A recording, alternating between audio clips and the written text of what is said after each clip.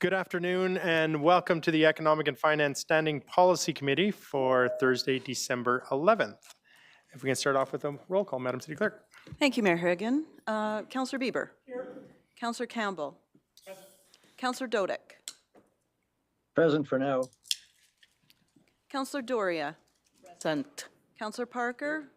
Councillor Wolf. Present. Acting Mayor Crowson. Present. Deputy Mayor and Vice Chair Schmidt-Rempel. Here. And Mayor Hagan. Present. All present. Thank you. Right. City of Lethbridge acknowledges that we're gathered on the lands of the Blackfoot people of the Canadian Plains and pays respect to the Blackfoot people past, present, and future while recognizing and respecting their cultural heritage, beliefs, and relationships to the land. The City of Lethbridge offers respect to the Métis and all who have lived on this land and made Lethbridge their home. I have a motion from Councillor Bieber, adoption of the agenda. Be it resolved, the agenda of the regular meeting of Economic and Finance Standing Policy Committee on December 11th, 2025 be adopted as presented. Are there any changes, Madam City Clerk? No, Mayor Hagan, there are no revisions to today's agenda. Thank you. All right. Councillor Bieber. Then I will call for the vote. Question has been called. All in favor? Any opposed? And that is unanimous. And from Deputy Mayor Schmidt-Rempel, a consent agenda. Be resolved that the Economic and Finance Standing Policy Committee approve the minutes of the Economic and Finance Standing Policy Committee held on November 19th, 2025 and authorize the Chair and City Clerk to sign the same. And number 2, receive for information the status of directed resolutions for December 11th, 2025. Deputy Mayor. I will call for the vote. Question's been called. All in favor? And that too is unanimous.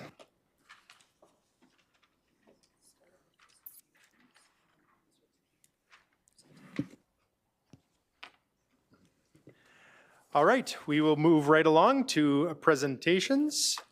And we will start off with Mr. Matthews. And I'm sure you will introduce those that need to speak in addition to yourself. So I'll turn the time over to yourself, Mr. Matthews. Thank you, Mayor Hagan and members of Economic SPC. So I will be probably the only speaker, not to say that others won't chime in along the journey but today. But what I will start off with before I start on the discussion, just to recognize some of the individuals involved in preparing this information. I would like to specifically thank Amber Erickson for leading the coordination of this report. I would also like to thank Jennifer Jared, Chantel Aubin-Rollier, Shauna Kennard, Yola Bloomberg, Mitch Stevenson, and their staff for the various schedules of supporting information needed to build the forecast.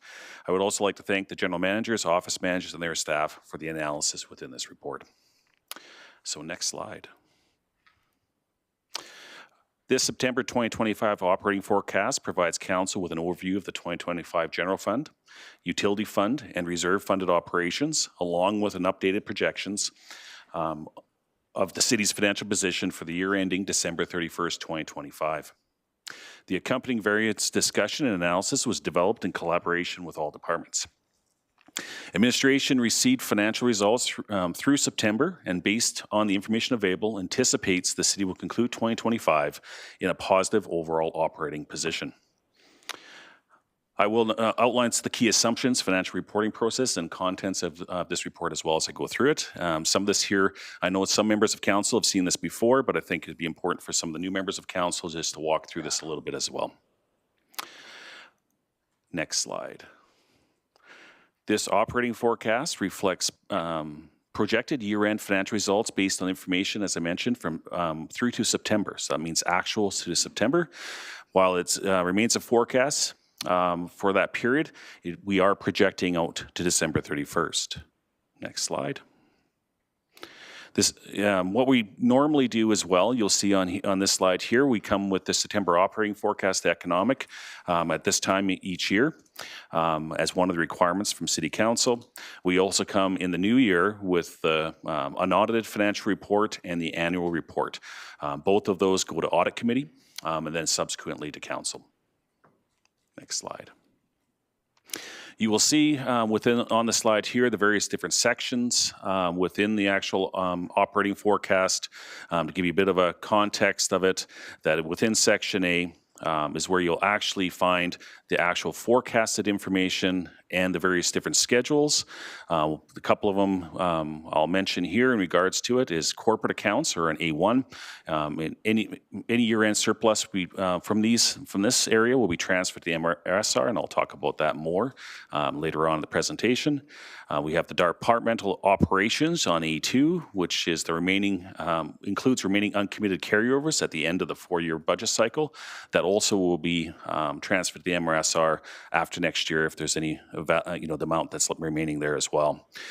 The utility fund operations are also there on A3, reserve funded operations A4, and variance discussion and analysis on A5. Within the package, we also present reserves, capital schedules, and together this provides Council with a structured overview of the city's financial performance and projected to year end. Next slide. Starting with the general fund, our tax support operations, that's the A1 and A2 schedules within the report, note the following. The corporate accounts are projected to finish the year with a surplus of just under $6 million, representing approximately 2.78% of the corporate budget. As a reminder to Council, the corporate surplus will be transferred to the MRSR in 2026 in accordance with policy. The general fund department operations are forecasted at the end of the year with a $1.1 million surplus, or roughly about 0.53% of their departmental budgets. As Council members are aware, December 31st, 2025 marks the end of end of year 3 of our 4-year operating budget, and departments must manage their budgets over all 48 months after the 4-year cycle. Any remaining unused funds, as I mentioned earlier, are transferred to the MRSR as required by Council. The transfer of corporate and general fund surplus is an important part of city's financial processes. Per Council resolution, 50% of this corporate and remaining surplus, net of any 23 to 2026 one-time allocations, will be available for one-time allocations during the next budget period, or the 2028 to 2031 operating budget deliberations. This is an important aspect for Council to bring forward specific initiatives for the community in future budget cycles while limiting the impact on the long-term health of the MRSR. As noted in the report, there is an existing one-time allocation from the surplus to support the 25 and 2026 operating costs of the Lethbridge District Exhibition. As directed at the December 10th, 2024 Council meeting, $444,000 of the 2023 uncommitted budget carryover has been identified as one-time funding source for those 2 years. And next slide.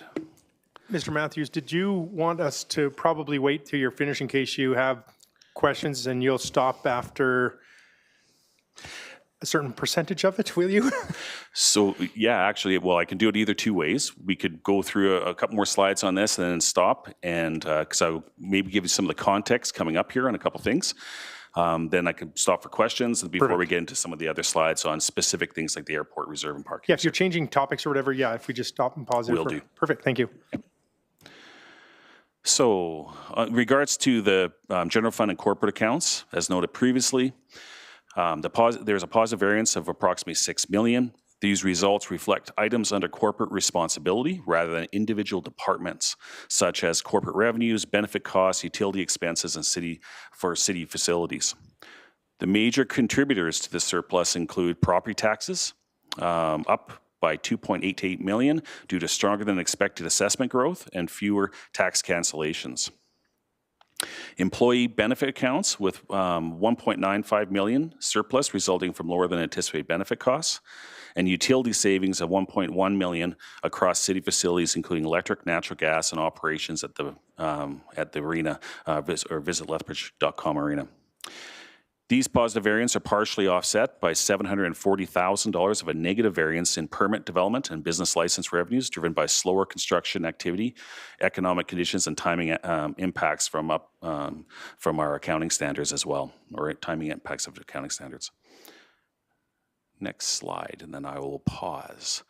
So the general fund departmental operations, as noted previously, the general fund tax support departments are forecasted to finish the year with $1.1 million surplus, which is about 0.5% of the total departmental budgets for those areas. The main drivers and the results, planning design showed a $750,000 surplus, largely because construction activity has slowed and the department has seen savings from retirement, staffing transitions, and lower spending. Fire and emergency services has $440,000 surplus from wage savings, a delayed budget initiative, and specialty team training efficiencies. Have increased grants and higher fire revenues have all contributed. These are partially offset by carryovers, the end of the county contract, and lower EMS revenues, and higher fleet and IT and maintenance costs. Recreation and culture reports $340,000 surplus, supported by a strong results in arenas, the Yates, Aquatics, and Legacy Park. Some of this is offset by higher staffing costs for key initiatives and smaller deficits in fees and internal charges. Transit is forecasted to have a $580,000 deficit. Fixed route operations face higher banking and safety upgrade costs, as well as increased parts and maintenance expenses through revenue, though revenues are up. Accessible transit is also in a deficit due to higher maintenance needs. And stormwater shows a $300,000 deficit, mainly due to unplanned maintenance on storm mains, catch basins, and lift stations. So there, I will pause and allow any questions. All right. I do have Councillor Wolf. Thank you. So going back to page 6, forecast operating budget variances, I just want to make sure, you said something, I want to make sure I understand it. Did you say there was some portion of money that is to be used for one-time allocations coming up out of this? Did you say something like that? Yes, thank you, Councillor Wolf. So in regards to that, so what happens here with the corporate revenues, for example, first off, that whole surplus that there goes into the MRSR. What Council has is a policy or a resolution that's in place that 50% of that funding they can use in the next budget cycle for one-time initiatives. And is that against the books of the MRSR? Or is that? That's correct. So it's an amount that will come out as one time. So when we go through budget deliberations in 2027, some of the initiatives will be one-time initiative, or council will take one and say, instead of doing it ongoing, we're only going to fund it for a couple of years, and they will use one-time money. And those funds, 50% of any of the surpluses through this budget period can be used for that going forward. And how much money is that? Currently, it's a bit of a moving target, because until such times, we won't really know that until Shoot me a ballpark. next year. Well, this year here you'd have $6 million. I don't have the background ones on it, but say $6 million. Okay. And if you looked at just at corporate, so that would mean that you would have roughly $2.5 million. Yeah. Okay, and are you taking a minute-by-minute tally of our $200,000 snow shoveling surplus that's being eroded right now? So, yeah, so I guess in long term, yes. Thank you. Thank you, Councillor Wolf. Councillor Doria. Hi, good afternoon. My question is, we go back to your corporate accounts, and we can see that the property tax, like in terms of budget, there is a net revenue. In terms of forecast, there is also a net revenue. And then we have a positive variance. My question is are you considering of looking into this information and having a review, and maybe there will be adjustments can be made, especially in our taxes, property and business taxes? Thank you, Councillor Doria. So a couple things there on that. So I think what you were referring to there is that we have $2.8 million in above what we budgeted for in a variance, positive variance in taxation. So what happens in regards to that $2.8 million, or the reasons for it, is for growth in the community. So that's new things coming, like new buildings and so forth that are happening, even over and above, is the primarily roughly about $2.3 million, if I'm top of my head here on it, without diving into the report, is relative to that. That is just the normal course of how the budgets work. And then what happens then is that council has that as the relief piece of growth that they take in the next budget cycle to offset inflationary pressures.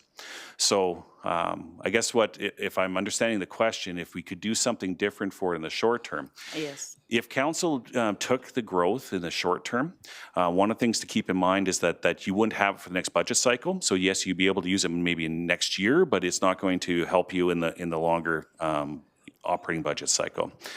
Additionally, we usually look at it in a 4-year period. So we don't always, by the end of that, we usually take a look to see how much growth we can actually take inside there, because not every year is going to be the same. And of course, you don't want to take too much of that now and then have to raise taxes later because you get into a pressure situation. So normally what councils have done for a long period of time is that those funds go into the MRSR. It allows council then to, as a one-time piece, to use those. That's part of the one-time funding, or a large part of it that they use the next budget cycle.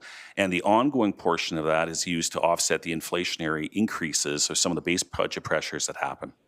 So there is a major process inside of that, but we could actually come back and give you a bit more understanding of that, of how that works, at another SBC, if that makes sense. Okay, thank you. Thank you, Councillor Doria. Councillor Schmidt-Rempel. Thank you very much, Chair Hagan, and thank you very much, Mr. Matthews, for the review to this point. I've got a few questions. First off, overall, we're showing a fair number of surpluses. So help me understand how we explain this to our taxpayers, because to them, the perception could be that we're overtaxing. So help me understand how we're going to explain that to our taxpayers. Thank you, Councillor Schmidt-Rempel. So similarly to I'll start off again with the conversation from the past here. So one of the things that naturally occurs in the growth of communities is actually growth in tax base. So as it grows along. So what you're seeing inside of here, like when you talk about taxes in particular, if you're looking at that line, that as I just explaining that would be growth pieces that council will use to offset increases in the future. So that helps reduce some of those base budget pressures that we know that we're facing coming up into the play in the next, whether it's in 2027 or in 2028 as we look to setting the next budget cycle. Now, as we go into the other components of things like, say, employee benefit counts and, say, utility costs and so forth, those ones there are different pieces. I mean, those are some of the things that, as an organization, are a lot more difficult to control. So that goes by pension rates or other wage components that are set not by the city, but they're actually set by other agencies. And so whether or not we have surpluses in those employee benefit accounts or more of a timing piece. Here again, though, what that does as we go into the 2027 and 2028 operating budgets, if there's typically what we do is we take a look at, in the longer term pieces, we take a look at those and reset our overall rates of those to actually stave off some of the pressures that we face that we know with whether it's wage increases or contractual increases or any of the other costs that a municipality incurs. Utility costs, one of the things I'll say for there, this is probably more of a timing component of it. And the reason for that, we had long-term contracts in place for many of these, and many of those contracts are coming up to fruition in the next, by the end of this year, and also over the next, this year and next year. So it's going to be very hard to predict those going forward. Market rates are quite a bit higher than what they were when we got the long-term contracts 4 or 5 years ago in regards to that. So even though they're there, they're not necessarily sustainable in the long term on the corporate side on it. And so to your point, to make a long story on that, when we go and take a look at our 2027 and 2028, we readjust these. And they offset against the pressures that are coming in. So if council were to decide to do something different, you may do something in the short term that you have to add back in the longer term. Okay. Following up on that, you spoke a little bit to the benefits, and we have a lower expected spend on benefits. Can you help me understand that? Yeah, so one of them would be the macroeconomic components, Councillor Schmidt-Rempel, in regards to this. So, for example, very similar to most other benefits, specifically when it comes to whether it's pensions or other things, they're based on the factor of how much revenues they actually get into those funds. And as the municipality's investment income has increased, so has the funds increases. So they haven't had to ask is what we anticipated when we set the budget 4 years ago, the amount that we need to pay for those pieces or the increase we would have looked at. What's happened now is that because of the markets, you know, the one advantage of all the things that we've seen on inflationary side was also interest rates were higher. So the flip of that is that although we're seeing pressures on some sides, we get relief on others because what ends up happening is that investment income for those groups actually are higher, so they don't have to raise rates as fast. Okay, perfect. I will step out of the queue for now, but I have a couple other questions. Councillor Beaver. Yeah, I just have a quick one about transit. Is the deficit we are seeing here, is that par for the course? Is it worse than normal? And is transit typically a deficit situation? So thank you, Councillor Bieber. I'll start off, then I'm going to turn it over to Mr. Sanchez to give you a bit more detail on that. So this is something that obviously administration is looking at, and I know that it's actively looking at inside of here. There is some different pressures that are inside of that area, and we have seen deficits and over the last number of years, and then it got better, and then of course we've seen this one coming back again. I will pass it over to Mr. Sanchez, who will give you a little bit more specifics around that. Yes, thanks for the question. So one of the reasons why we see this is, as Mr. Matthews has explained, there are some commitments that have come up on top of. We came to City Council a while ago and we said we have some additional funding that we will want to reinvest into transit to provide more services when it comes to access a ride. And that's what we did. We reinvested, we added an additional shift, and this has elevated the cost. So as a result, when we saw the forecast, we are actually doing changes to the next schedule that started in October to reduce this shift in order to try to minimize the variance that we originally had. But most of the cost is for reinvestment into the transit system to improve the services that we have.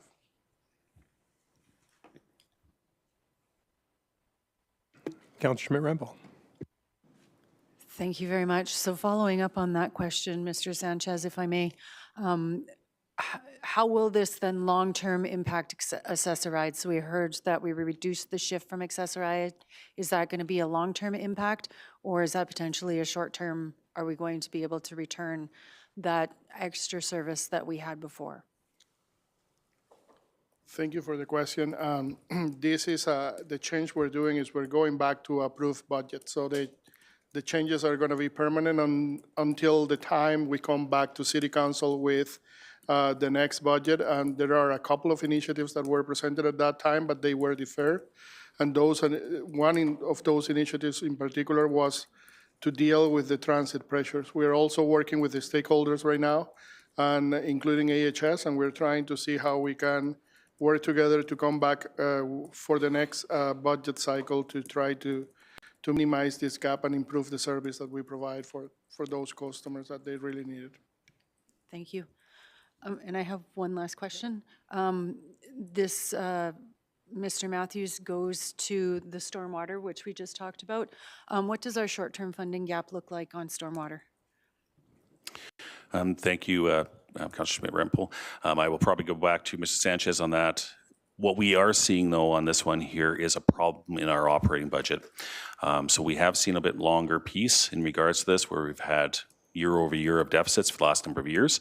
This is a pressure point where we will have to deal with it as we come up in the 2028 to 2031 budget, for sure, inside of it. But I'll leave it to Mr. Sanchez to answer kind of the component of what that means and so forth.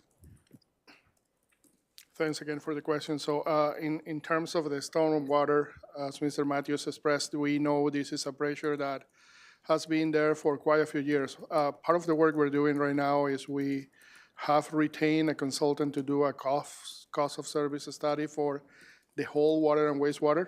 And one of the options we are going to bring back to council is we're doing a benchmark of what other municipalities are doing when it comes to stormwater.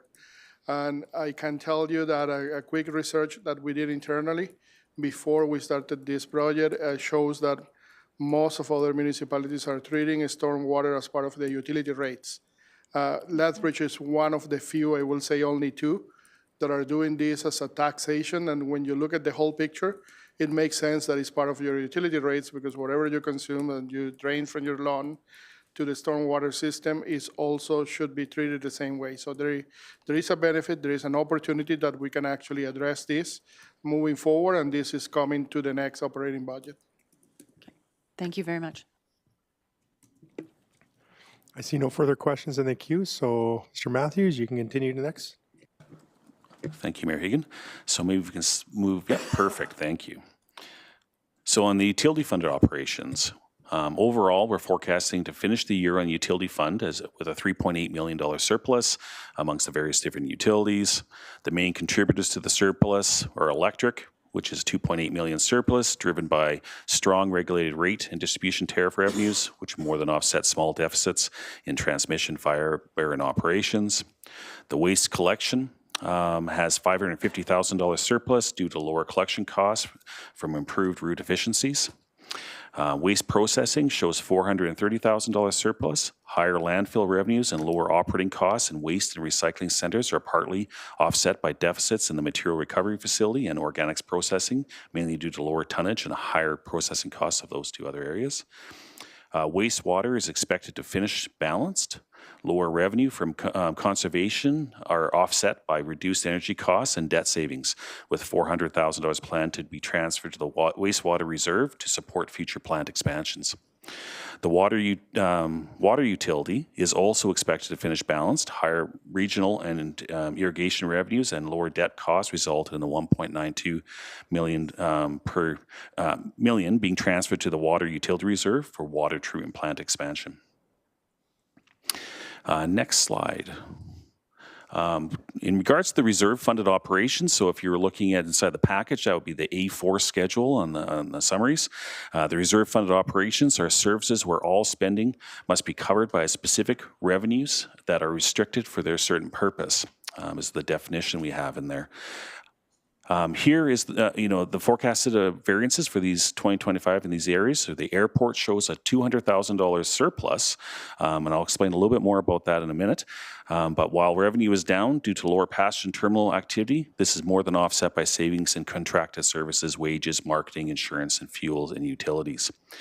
Community lighting has a $470,000 surplus driven by lower electricity distribution and consumption costs, along with reduced street light repair needs. And once again, that surplus will be transferred to the community lighting reserve as required. Risk management shows a $120,000 deficit. This is mainly due to the $1 million deductible for the Whoop Up Drive bridge incident, offset by lower insurance premiums and higher than expected recoveries. The parking has a $390,000 deficit caused by lower parking revenues and higher maintenance costs for meters. This shortfall will be covered by the off-street parking reserve, and I'll talk about that a little bit more here in a minute. So next slide. So although the airport is showing a $200,000 surplus for 2025, it is still drawing from its reserve, just less than originally budgeted. The main challenge continues to be the reduced air traffic, resulting in an estimated $370,000 revenue shortfall from budget. Airport administration has worked hard to control costs coming in. So that's by, you see there a $570,000 under budget in expenditures, which is the reason why it's not an overall becoming a deficit. Because of this work, the required transfer of the reserve is now forecasted at $590,000 instead of $810,000 planned for 2025. For new council members, reduced flights and passenger traffic have been an ongoing issue, and we know known during the 23 to 26 budget deliberations. To help stabilize the situation, council approved a $3 million transfer into the airport reserve in 2022. Even with that support, the reserve continues to decline. The airport requires about $500,000 to $600,000 from the reserve each year, which means the reserve will be depleted by 2029 if nothing changes. As a result, the airport will likely present a base budget pressure during the 28 to 2031 operating budget cycle. Next slide. Another area I want to highlight is parking operations and the impact in the parking reserve. To give a quick background, in 2022, the parking reserve was already under pressure due to the park and ride facility. To manage this park and ride operations were shifted to taxation in the 23 to 2026 operating budget. The parking reserve still requires stable funding to support off-street parking, maintenance, operations, and enforcement. During the 23 to 26 budget deliberations, Council did approve Initiative C6, which increased parking fines from $25 to $50 to help balance the reserve and support our asset management approach.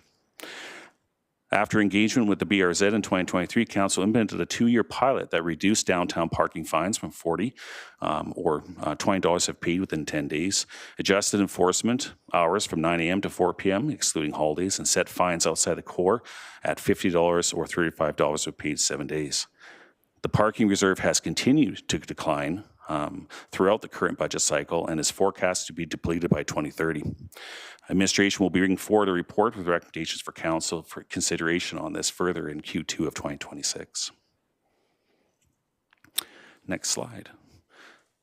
So one of the other pieces here in this, this is a specific recommended resolution. Typically, when we bring the report, it's for information purposes. However, in this report, we have an outstanding transaction that needs funding, and it's for the purchase of the 427 Stafford Drive South.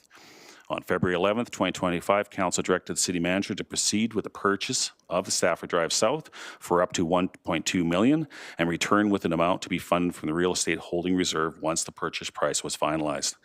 The City's offer to purchase 427 Stafford Drive South was accepted on June 26, 2025 for $1 million. Per Council's direction, Administration is now returning for Council approval to allocate funding from the Real Estate Holding Reserve for this purchase. At the time of the report submission, the original resolution included $1 million for the purchase and up to $250,000 for maintenance costs. What I would like to say is Administration would recommend that the resolution be adjusted to include only the $1 million purchase amount. That amount be reflective of what the actual reserve should be funding. And ongoing maintenance will be funded through the existing facilities operating and life cycle budget. And with that, I'll turn it over for questions. I don't see, oh, wait, oh, well, I have indeed. Councillor Campbell, go ahead. Couple of questions. Just remind us, what is 427 Stafford Drive South? Thank you, Councillor Campbell. That is what we classify as the RCMP building, which is right next door to the City Hall. Okay, so just I'm sure that's been a lot on people's minds. Just want to clarify, that's what it is. That's we're taking it over. That's correct. Okay. The other thing, I just wanted to go back risk management and just maybe take me through.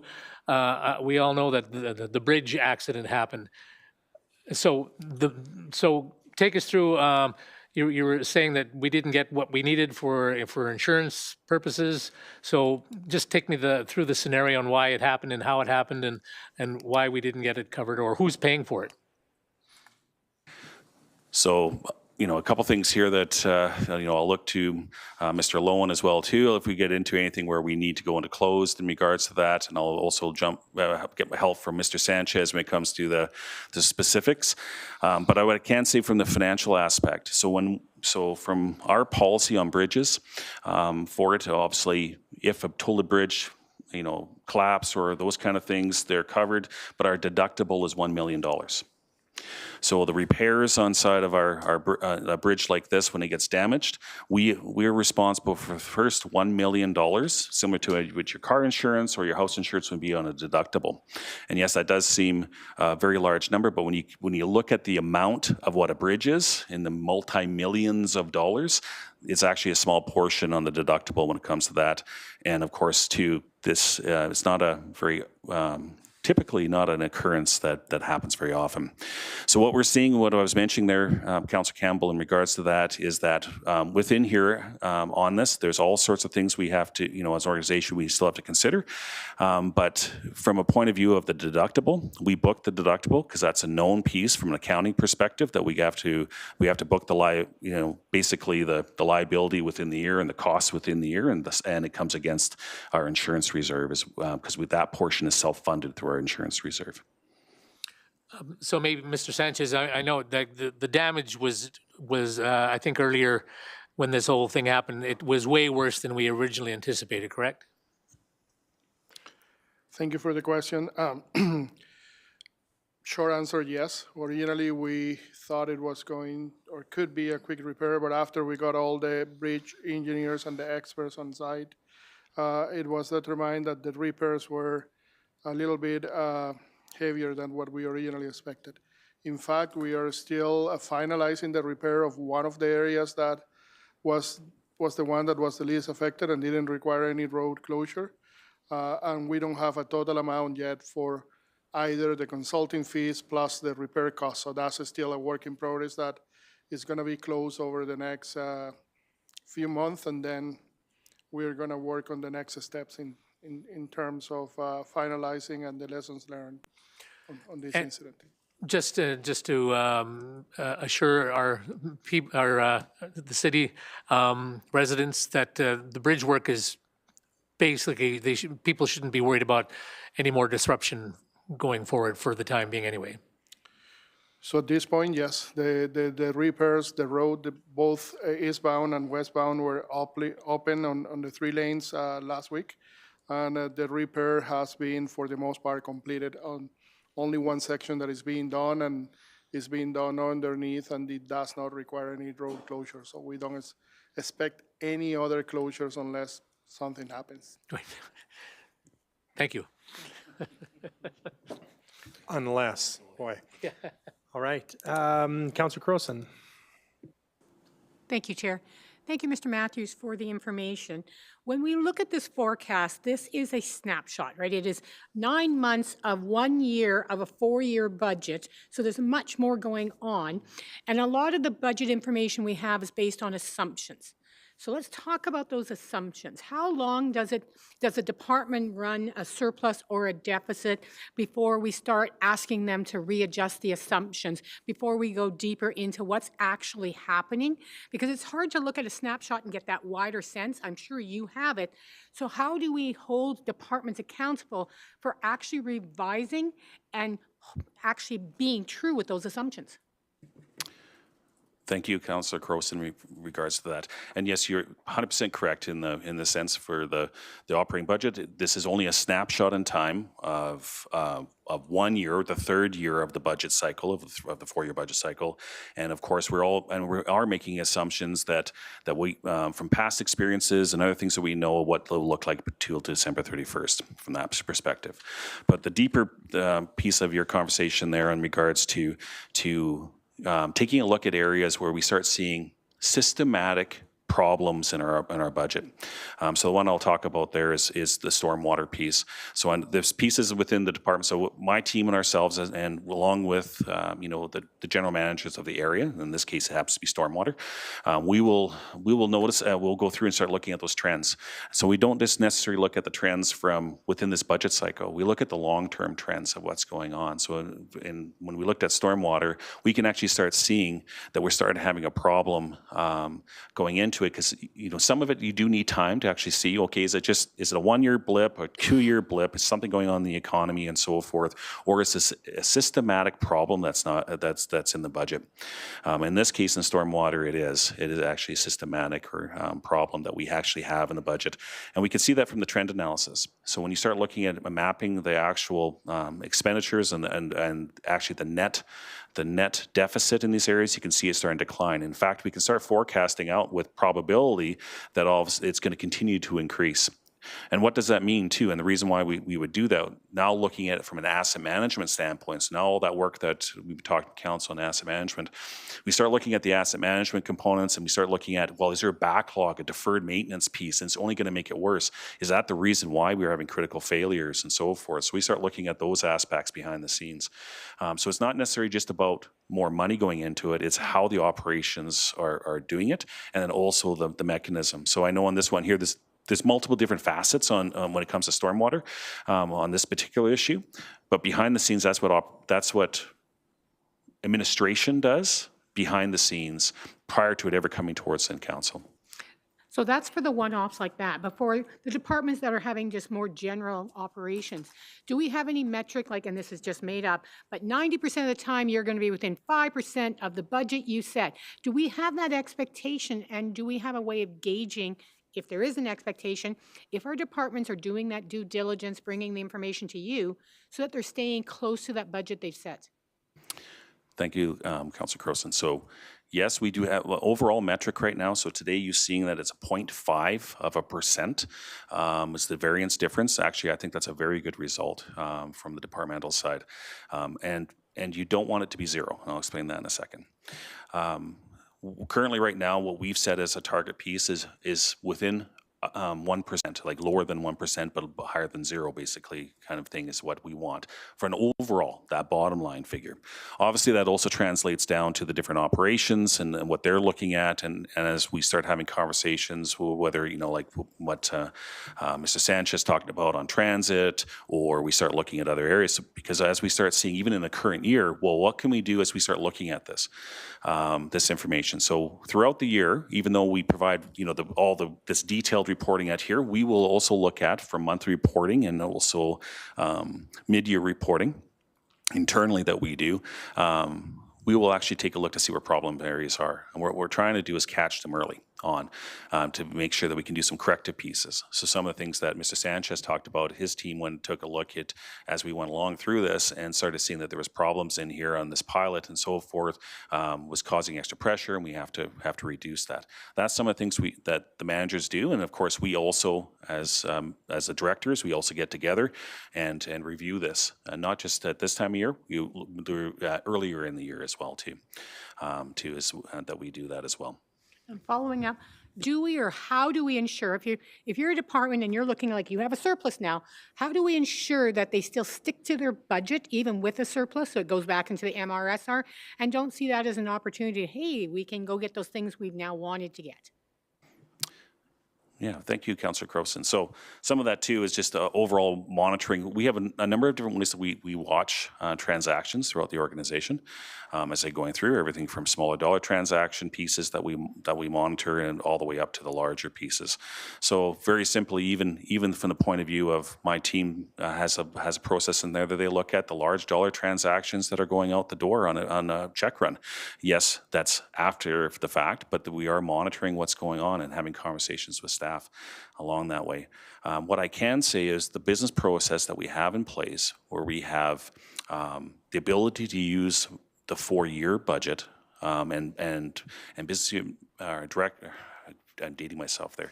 General managers that actually can take a look in regards to a 4-year cycle instead of a 1-year cycle. We don't see the same problems that we see in other levels of government where they need to spend all the dollars by December 31st to lose them. Typically in those worlds, there's a real push in this time of year to try to go and use up their budgets so that on different things. We don't necessarily have that because in our world, what it looks like is that you have 4 years.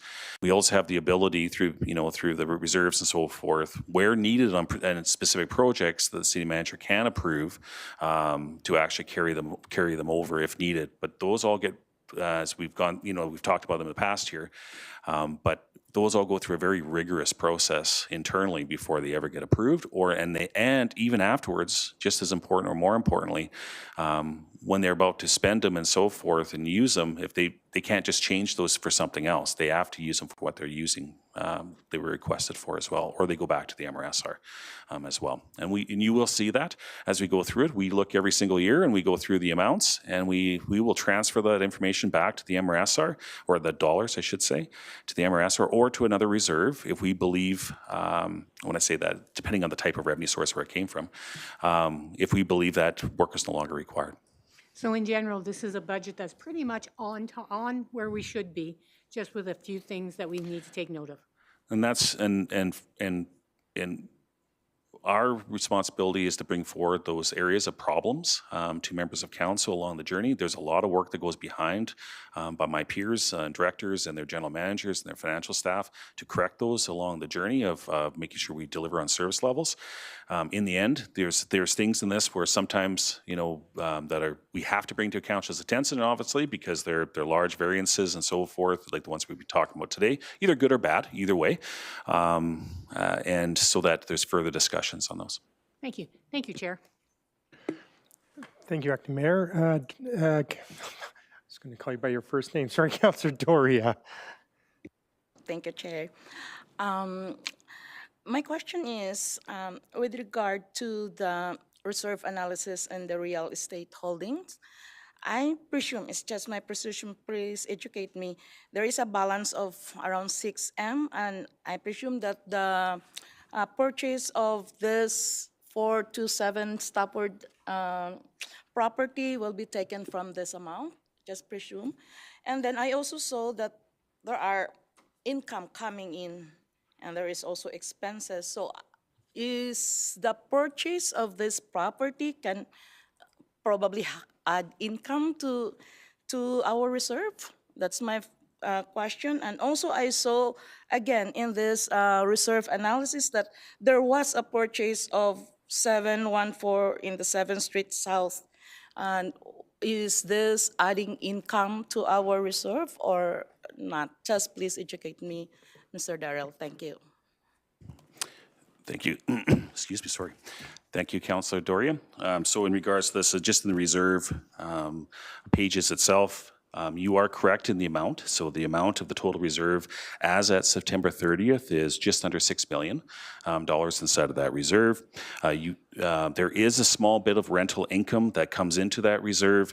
That's from some of the, I can't remember exactly if they're park, you know, some of the different pieces that come into that, but it's a very small lease pieces that come into that reserve. But when it comes to the actual transactions that are coming out, so that purchase, a couple things here. So the purchase of this property that we're talking about today, being the 427, 420, 2047. 427 stuff. There is a CMP building next door. That building there is actually, would be coming out as an expense out of this. So it would be reducing that amount down by that $1 million. So that would leave us just under $5 million in the reserve after that time period. So that is what this reserve is for, though. This reserve is for acquiring real estate that is strategic in nature for the city. So I know this parcel that we're talking about next door to us, this has been a parcel that's been a strategic parcel that the city's been looking for a number of years. It fits into the overall Civic Square master plan components, and is one of the reasons why we were obviously interested in getting that parcel. The 714 Street South one, that's a little bit different. That was a property that was purchased in the London Road area. Most of that was done. The only remaining, what's showing on here is there's a remaining balance of about $25, it looks like, of the remaining resolution. That will fall off in the end at some point as we close that off. It's just the final pieces of all the work that was done on purchasing that, and if council member, there was some other work there in demolishment and so forth that was done on that actual property as well. I just one more clarification. Is the real estate holdings the same as the Central Business District land acquisition? Because I found the language is almost the same, a source of funding of parcels to purchase a land. Are these two items almost the same? And I also presume that there is a very specific wording here that this is purchase is for the Central Business District, and I assume this is the city of Lethbridge. Thank you, Councillor Doria. So they are two separate reserves that council has created. The Central Business District is actually a defined area within the city in the downtown core that can be used inside of that. Whereas the real estate holding reserves is much broader. So that is can be used for purchases for land banking. It could be used for other areas within the city as well for those reserve funds for purchase of land. So they're both there. They're conditional on their use. So when it's in the central business district, this one may have been that you could have used that, but in this case here, we thought it was more appropriate that we could have used the real estate holding reserve. Thank you. Thank you. Councilor Parker? Thank you very much, and thank you, Mr. Matthews. My question regarding the bridge, the risk management, I just want to make sure I heard this correctly. It cost us $1 million deductible, am I correct? My question to you is it common when someone isn't at fault that you still have to spend $1 million because we weren't at fault? Or are we going to get that $1 million back? So this is where I'm going to lean on, thank you, Councillor Parker, in regard to this. And it is a great question to have inside of here. And I'm going to turn it to our city solicitor to give you that. It just have to be careful how we talk about that in public. Thank you. What I'd say is what we're going to do is, as we go through this, before any limitation period expires, we're going to evaluate if that money is recoverable in any way, and if we wanted to go into much more detail, I'd ask to go in closed. But is it common? And just so, is it common? Like, for example, I'm just thinking, if someone, snowstorm today, some guy goes to the stop sign and hits my side of my vehicle. I'm like, wait, I didn't see that coming. And I have a deductible of $1,000. Does it come off my vehicle usually? Because usually it's the person who's at fault. And so I'm just thinking, does that mirror into this situation? This is a question people are going to ask, because the reason why I'm asking is because people say, well, at least the city, this guy did this accident, it was a major inconvenience. Is the city on the hook for this? And I've been telling citizens is, people say, I think that person obviously has insurance or commercial, so at least it's hopefully it's not a financial consequence on our part. So yeah. Am I misleading then, or am I saying here, based on the information I know? So in regards to, it's been a while since I've had an accident on my own car here, and hopefully today I don't have one with all the weather going on. So in regards to that, Councilor Parker, so typically on your insurance on a vehicle and so forth, or similar pieces, you still have to pay the deductible to get your portion of the claim and so forth. It doesn't mean that in the end of the damages or other things that you don't have a legal claim and so forth, or some other way of getting that information, dollars back. When it comes to ours, the reason why we have to do this is, think about, for right now, is not to say that there isn't the ability in some other manners to recover costs. From an accounting perspective, we've got to pay this out. When I say that, we have to pay the expenditures for fixing the bridge along this journey here as well. So we pay those, and we have to record those in the given year. So what this is showing is just the liability for that component, and because what we're really signaling at this stage here is that our policy limit has a $1 million deductible in regards to that. And of course, we don't know which in accounting terms, what would happen is that we don't know on any of the claims. Those would be the extraordinary kind of pieces, i.e. what would be any sort of legal settlement and so forth. I guess what I'm saying is that whole thing is a little bit different in how you'd have to record it for a receivable against that, which is different in the accounting rules. So put it this way, it's easier for us to, for accountants, it's easier to record the liability than it is to record the receivable for known at this stage. But as Mr. Lowen said, like I know you're trying to get a general sense for talking about it. I think like the city is still going to be looking for remedies and so forth, but I think. All right, Councillor Dodick. Yeah, just a little bit of general insurance law. So when you've got a car and you've got collision coverage and you've got $1,000 deductible, and you sustain $15,000 worth of damage, so your insurance company will pay you the $14,000 and you're going to be out the $1,000. The insurance company doesn't like to pay out the $14,000 if there's someone at fault. So what the insurance company usually does is they will sue for the $14,000, but they will also include, as what's known as a subrogated claim, your $1,000. So in the case of the city, if there's a $1 million deductible, I'm sure that the insurer is going to want to get the money from the insurer of who may ever be responsible for causing the damage to the bridge. Now, that's a decision that the insurer the city will have to make. But if they decide that there are assets to pursue, they generally will also include the $1 million that the city is out for their deductible. Policies, processes. And did you have a question as well, or that was a good input to the question that was previous? Oh, yes. Is that not correct, Mr. Bowen? No, sorry, I thought you had another question, but thanks so much for that, Councillor Dodick. Appreciate it. I got one question here. We're talking about future reserves, and of course, reserves can go up and down, and that's part of a 4-year budget, which is, as we heard, if we've got a surplus for snow removal, the following year we might go to a deficit, but over the 4 years.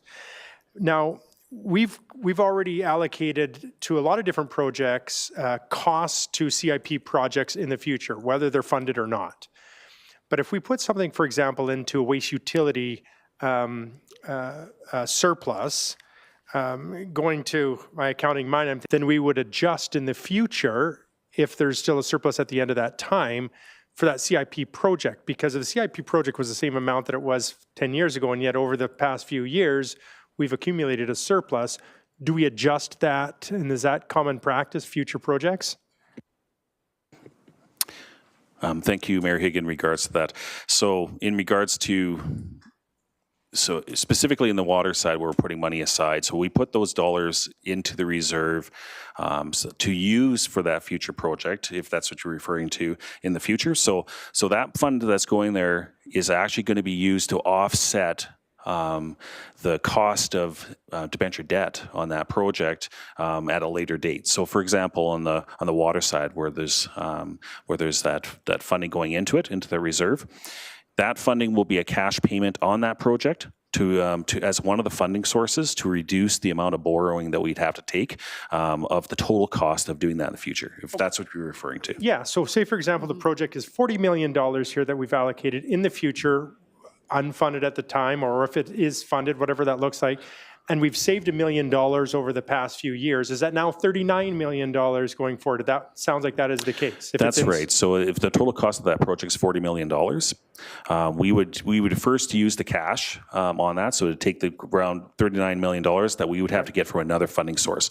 So that either that is debt that's funded through rates for that $39 million, but that cash is being used to reduce the amount, so you're not paying $40 million loan, you're only paying a $39 million loan. It just doesn't sit in there and grow. It That's goes right. towards that. Yeah, it will grow to the point of doing that project, and then once we do that project, and for example, in regards to the dollars that we're seeing on these projects, those reserves will be used up right away in regards to once we start doing the capital projects that we're seeing coming forward.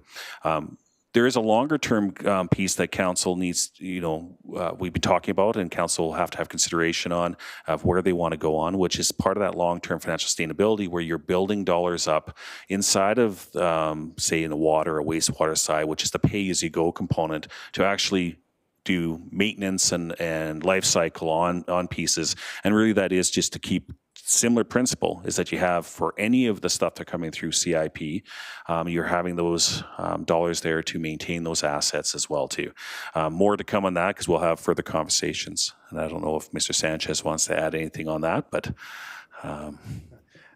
The reason I say this is over the past few months, we've said, okay, we're having this project move forward. It's not going to cost taxation because we're taking it from reserves. These reserves would be what we're talking about that you've saved over the years.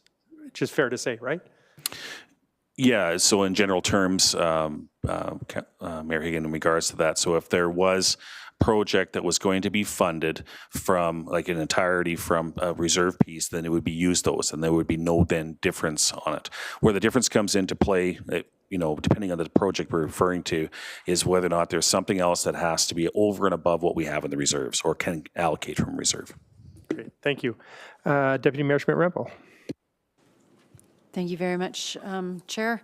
So, Mr. Matthews, going back to the airport, what benchmarks do we have to define the future success or failure of airport operations? And do we estimate we're going to be able to operate at a break-even point for the airport? So I will get Mr. Mr. Ulrich, I'm looking at Mr. Ulrich and said Mr. Sanchez, to talk about some of the benchmark pieces there. As I've signaled, though, I mean, some of this here will take time, obviously, and there's things that the team has been working on in regards to this. One thing at this stage here, what I'm highlighting is just the fact that if at this stage, what we talked about last budget cycle was that if it goes down to if we have a systemic or a long-term problem on our budgeting for an area where we don't think it's going to turn around, we need to put in ongoing funding into it instead of one-time funding. So we will have to take a look at that as we get closer to the 2028 cycle for that. But as for the plan and so forth and other components and benchmarks, I'll get Mr. Ulrich to speak to that. Thank you for the question. Yes, in terms of the benchmarks and looking at the future of the airport, this is something that we continue to work on. Looking at the reserve balances, as Mr. Matthews has shown, one of the key issues that we have currently that's really impacting the airport is the reduction or the lack of air passenger travel. So part of our air service strategy is looking at where we can actually look to increase the volume of passengers using the airport. It's a key metric for us to ensure that that's where the revenues are coming in. So the more passengers, the more flights we can get. This is definitely going to help with the airport operations. We do have a team that is working on this, and we will be coming back in the future to council with more information on that. Okay, and is part of that strategy also looking at freight operations? At this time, we're going to be looking at everything in terms of actual freight operations. Right now, in the air service strategy, we're really focusing on the passenger air service, trying to get the passengers. So once we have the passenger service coming in terms of freight, part of this is going to also be looking at where we can use some of the land operations. So the land will also be looked at as part of this overall strategy. Great, thank you very much. And one more question, Mr. Mayor, and then I will step out. And I think this might go to you, Mr. Sanchez. In looking at the slides, and we look at the parking reserve forecast as of October 2025, in the previous slide, we have from the airport, the 2023-2025 average amount needed to fund expenses from the reserve is $500 to $600 a year, but under the parking reserve needs sufficient ongoing funding for off-street parking capital maintenance. We're able to provide an estimate in one case, but we don't have an estimate in the second case. Is there an estimate for what we might need in the parking reserve? Yeah, thanks for the question. I will start, and probably if Mr. Matthew has something else to add, he can chime in. For the parking reserve, the estimate is roughly around $1.5 to $2 million, and this will be to replace all the yellow machines that we have for parking. Everything, all the infrastructure that we did, they are due for life cycle in 2032. That's why you see that reserve going deep into the negative. Okay. The parking too is another one interesting that is a good opportunity to remind City Council. That's where we really need to come back and do a reassessment of the parking fines that we did. We committed to that 2-year pilot, and we're going to come back with an overview and engage again with the stakeholders and ensure that we can do some changes that will allow to increase the reserve so we have enough funding to do the replacement. Replacement, again, is somewhere between $1 to $1.5 million in the old numbers, but that's the estimate that we have to do the whole life cycle. Okay, and but that's just for the life cycle. What about the operations and enforcement? So operation and enforcement is part of the operating budget. So that's where we have, when we come back, we set this based on what it costs to enforce, plus the revenue that we get. That revenue, also the rates are included or are designed to have that additional set of funding that will go back to the reserve every year. So for example, we do the life cycle in 2032. The new rates are going to start building up that reserve over the years. So in year 10, 2042, we can do the life cycle of those assets. So the money that will go to the reserve is built into the rates that we charge customers. No different than what we do for waste and recycling on the carts. the rates to life cycle those cards are built into the rates for the service. And thank you, Mr. Sanchez. And in regards to the kind of the pressure on going there, and yes, we should have had it both there. I think in fairness, we should have had both pieces. You know, for myself, I'll make sure that I do that next time there as well. So what I would say right now in regards to the pressure that we'd be facing in 2028 is around that $400,000 mark for what we've seen. So it's very similar to the amount that you see on Schedule A4, which is the offset component. Of course, we'll take a look at that as we start moving towards it, as we look at the longer term trends and forecasting on the reserve, as Mr. Sanchez just noted, whether that's that $400,000. But currently we have about a $400,000 pressure.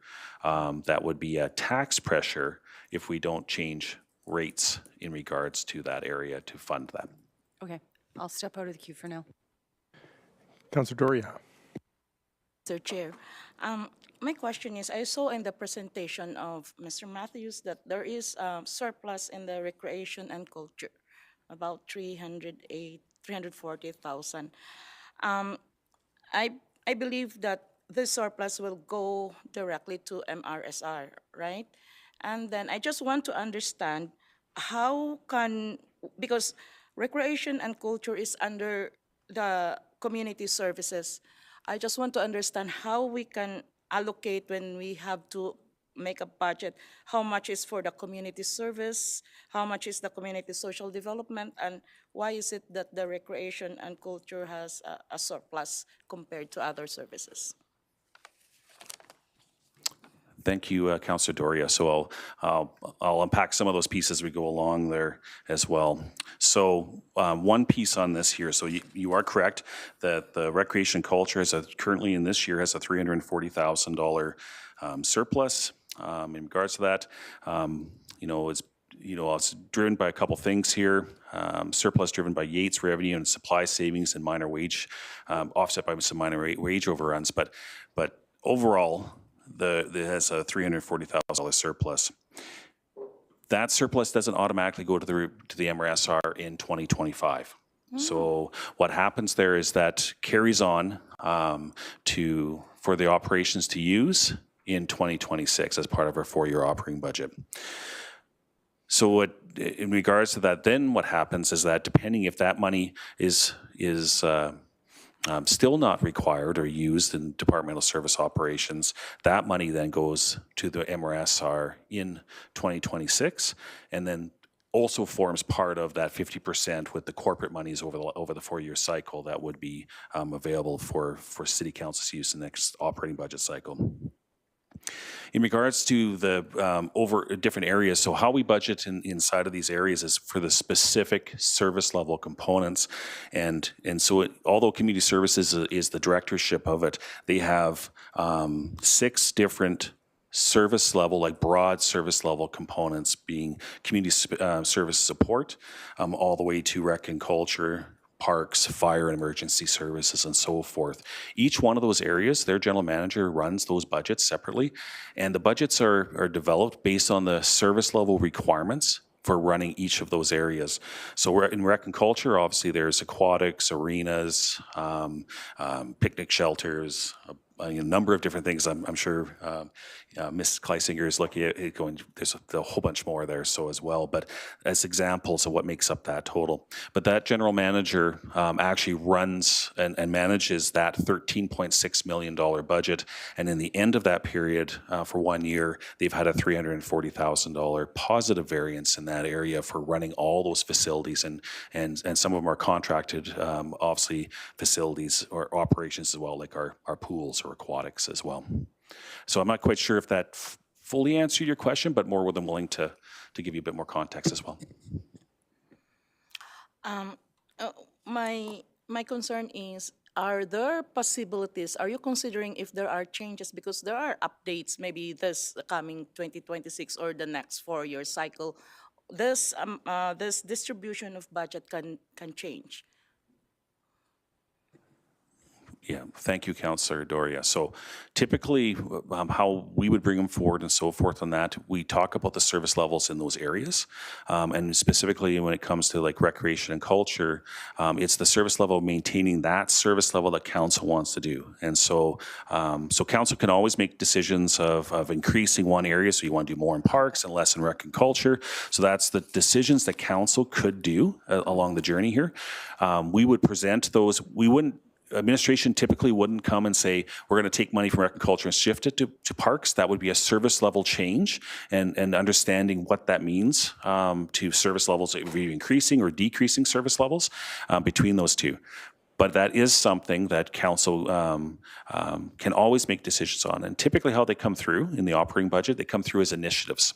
So i.e. a council or the departments can bring forward initiatives to increase service level, decrease service level in rec and culture. And then of course, similarly, the general manager would take a look at that, say for parks or fire and so forth. So you would get all those information and then make decisions upon those of how, where council wants to have their budget set. Thank you. Thank you, Chair. Councillor Wolf. Thank you, Chair. I don't want to beat this up too much longer. So I just want to make sure I'm understanding this. So recreation and culture, however this $340,000 is, however they each have a budget, but somebody there is going to know that there's this surplus that, if I'm understanding you correctly, is kind of carried over. In their mind, they know they've got an extra 340 grand kicking around that, for whatever it wasn't spent this year, they now have access to the end of 2026. Correct? So sorry? Yes, that's correct. Yeah. So then I wonder if maybe some of the questions that are being asked are that, like, are we pre-setting ourselves up? Because they've already they know they got a budget. And so now we're kind of giving them a bigger budget.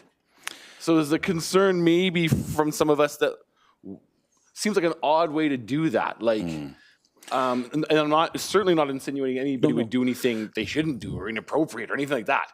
But I just think for the common public, you know, and this isn't a question you can answer right now, but maybe a question for council that we're gonna have to think about is, why does that money not come back to us for general distribution or for something else instead of sitting it there for these folks to do something with it? So thank you, Councillor Wolf, in regards to that. So it kind of ties back into what Councillor Crowson was asking about earlier in regards to into some of the pieces of how we do the four-year operating budget and the carryover, so we don't overspend, have departments where they're trying to spend all their dollars in a given year on it, because they have the ability to actually use those funds through the four-year business cycle. So that's one aspect of it there. The other component is, over the last couple of years, I'm sure that much to you know, the planning and so forth to the general managers, there has been times where corporately we look at this and we say we need to use this for a different purpose. What I highlighted inside this report earlier on is that some of that money that you're seeing here in the carryover columns is already allocated by council as of December of last year for LDE, or now Excite Lethbridge, to actually offset the one-time funding instead of raising taxes at the time. So that is already taken out of some of the dollars that are here. There's $444,000 that is actually pulled out of this money to be actually used for that. So there is a possibility of that, and that's something that both the city manager and myself and the other directors will take a look at how we're dealing with problems. The other thing to keep in mind is within our financial policies, what this does as well is that where there's a problem, so if there's a problem, say, in community services, so you have a deficit in one area and a surplus in another, the director can actually use those funds to offset those pressures in their own area.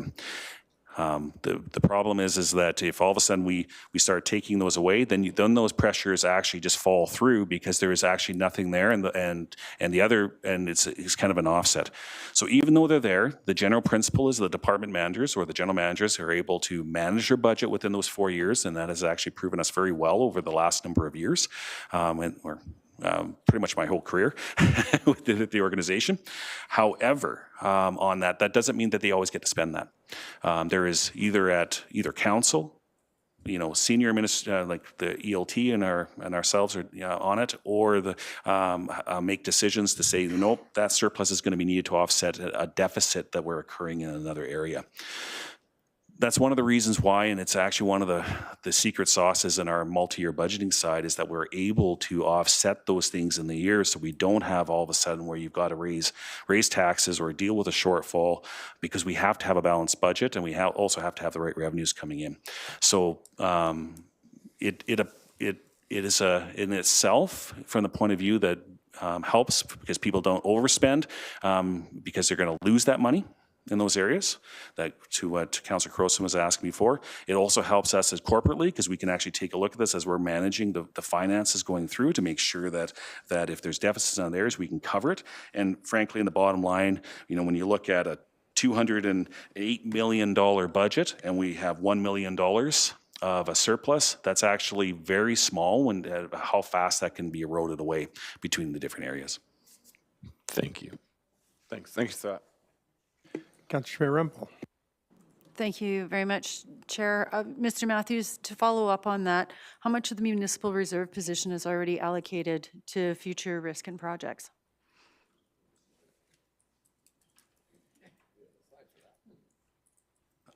Hang on a second here. I do have a slide for that. I don't think I've got my slide here for that. There's a slide for that. I do have a slide for that in There's another a slide deck. for that. But I'm just going to go and take you to the reserve statements from that point of view, and I'll give you what I have here compared to what I actually, which would be even a more robust answer to come back with on. So I'm just going to go to the right spot as I flip through my paperwork.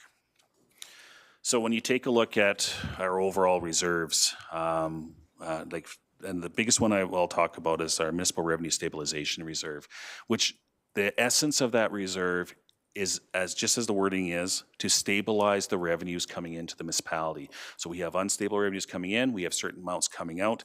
It also gives council the ability to use some of those funds for those one-time components or other areas. In that reserve, our total commitments on that currently right now is $11.3 million coming out of that reserve as of today, or as of September 30th, I should say. Against a $46 million reserve balance. Now, however, as members of council know that I've talked also about this also, and council did put in minimum balances for that reserve. So you take that 46 million, take off the 11 million that's on it, and also the minimum by council policies we keep in there roughly about 14 million. So you got to take off another 14 million off of that. So there is some room for doing other pieces. And the reason why we keep that minimum balance inside that reserve, and Councillor Schmidt-Rempel, if I'm not going in a direction you want me to, you can tell me. Yep, this helps. But if the reason why we do that is so that we actually have it for basically those rainy days. And one of those rainy days was COVID. Examples. Many other municipalities didn't have that ability to substantiate that. Another rainy day was when all of a sudden council had all the pressures of LDE come towards them and having to deal with that. So that allows us to do that. As well too, that gives us a little bit more flexibility as an organization.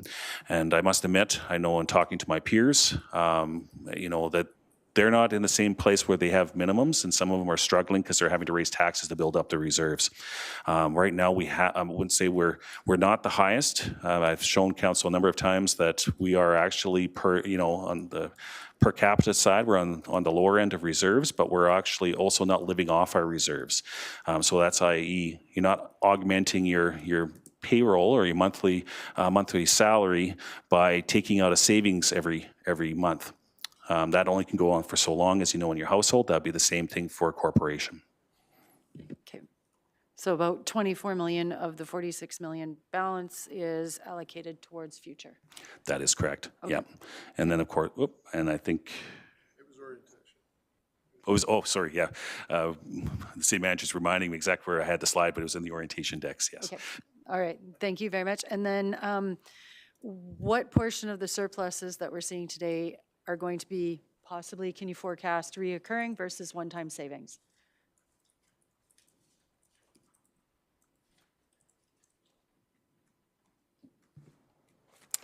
Thank you, Councillor Schmidt-Rempel. I just had to flip over to the one pages here to get on here. Now, this is always where you'd see any CFO start pulling their hair out to get nervous in saying this, because nothing is granted ever anywhere. Sure.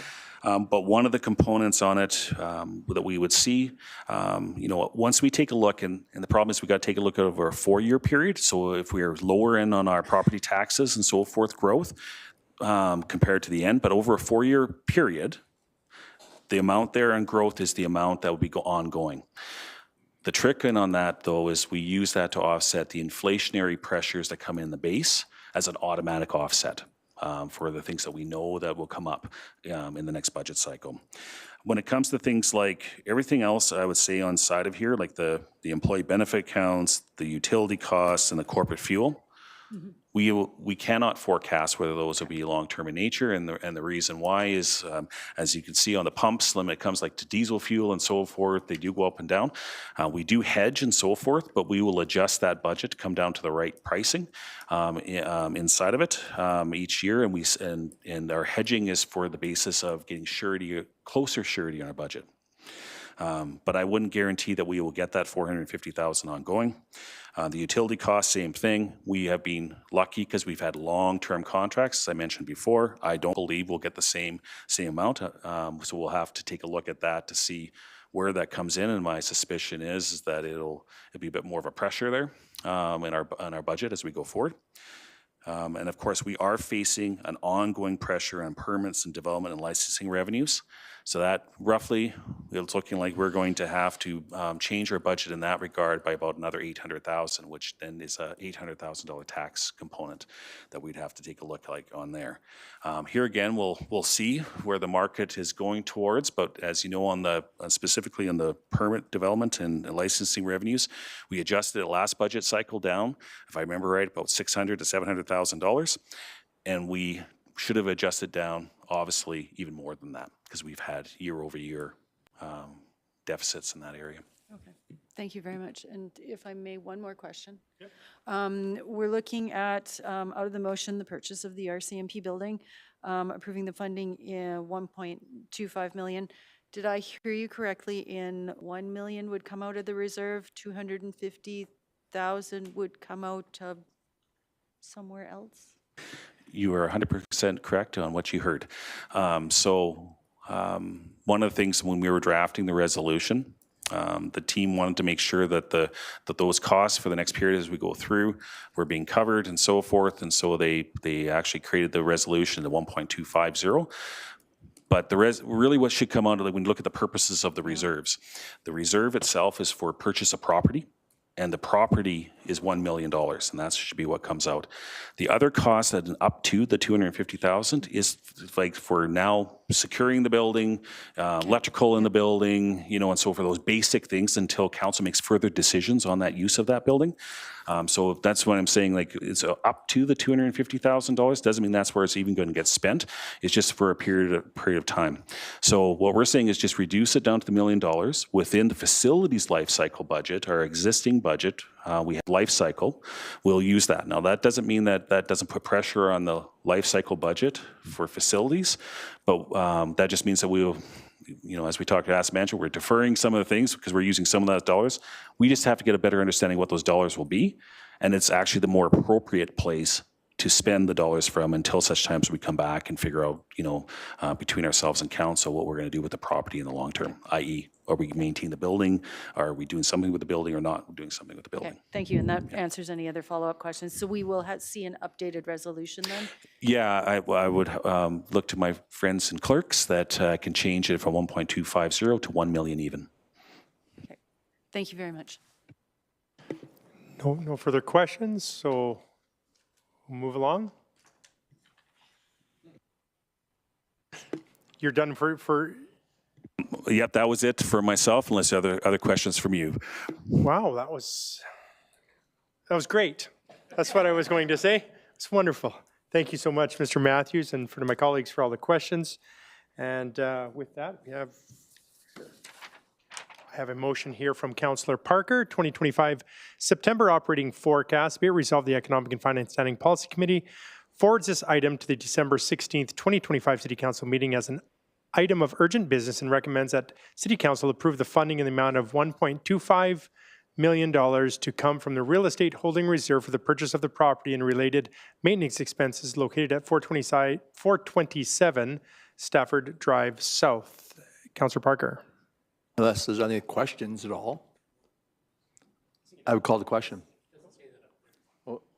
1 million? No, million. I thought we. Oh, sorry. I am reading from here. This is in the amount of 1 million to come from real estate. Sorry, 1 million, yeah. Not 1.25 as the previous resolution. So yes, 1 million to come from the real estate holding reserve. My apologies. Thanks, Jody. With that, to Councillor Parker. Question. Question been called. All in favor? And that is unanimous. Thank you.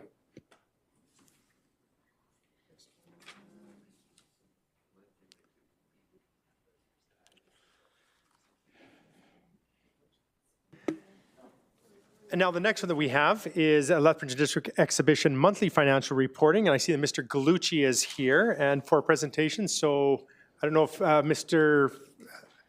City Manager, if you had anything to say prior to Mr. Galucci presentation, or?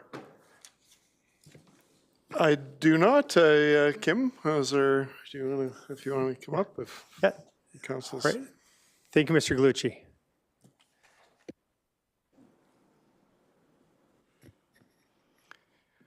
Thank you, Economic SPC, for this opportunity just to speak and give you our update. We have, this will be the last update that will be with the Lethbridge District and Exhibition. As of September 30th, the transition took place between separating Excite Lethbridge and Lethbridge District and Exhibition, who are now just the Ag Society, and Excite Lethbridge.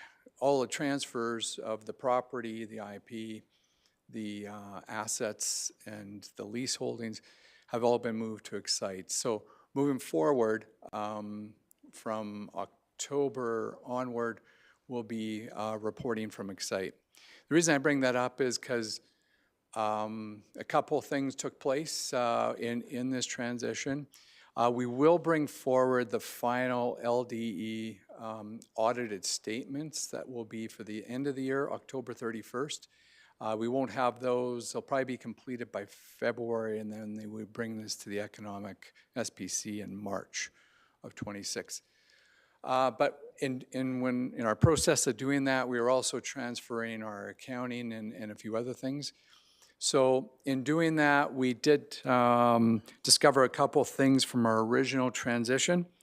In July, what we did is we found that we had missed a couple of items on our revenue, overstating them. They were counted twice in our revenue, so that would be corrected. And then we also found that we had missed a few of our expenses just in the transition. And this was the original transition, moving from Sage to QuickBooks, and it was really quite a difficult process. So some of this took place, but we were able to capture it. And moving forward, as we move from QuickBooks to JDE, there really hasn't been any of that moving forward or anything that we see. But we did miss some expenses of $222,529. The total difference, so it changes our July statement that we made. We had said there was a deficit of accumulated deficit of 1.3 million. That actually changes it, and the revised statement is there to a $1.621 million cumulative deficit for the time period. Moving forward to August, of course, was a much better month. The 10th month of the accumulating operating deficit left us at 1.447 million, or operating improvement of $173,995, thanks to Whoop Up Days and Rodeo and a few other things. And that was some of that was lost in that it managed to keep us balanced to still meet our year-end goal of the 1.8 million deficit. In September, the 11th month ending on September 30th, our operational deficit, cumulative deficit is 1.693 million, or a difference of an impact of $246,714. In total, so that does set us up quite well.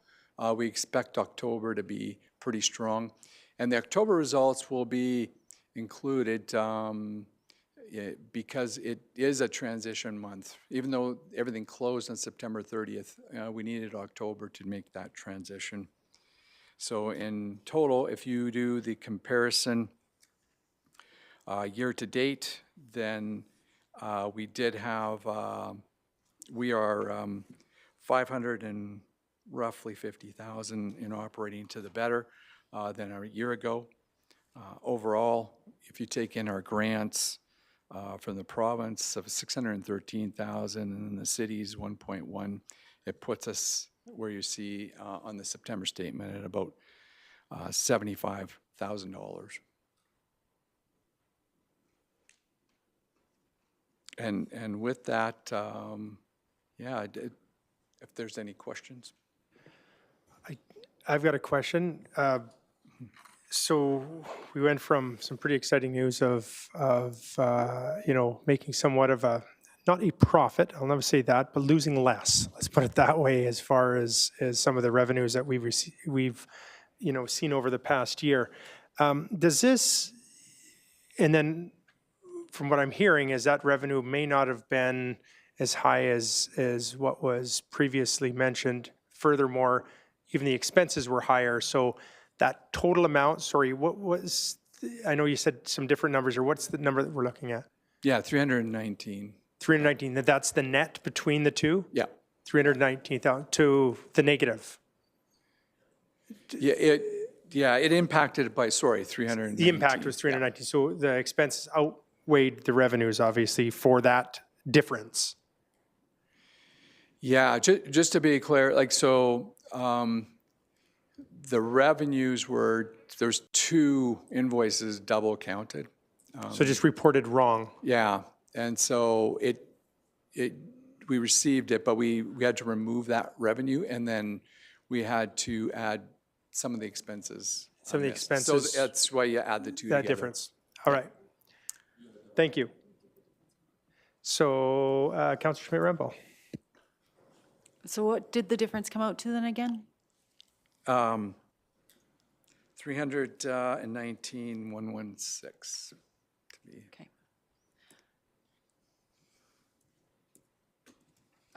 So just in follow-up to that question, what safeguards are now in place to ensure accuracy and data in further transition and going forward?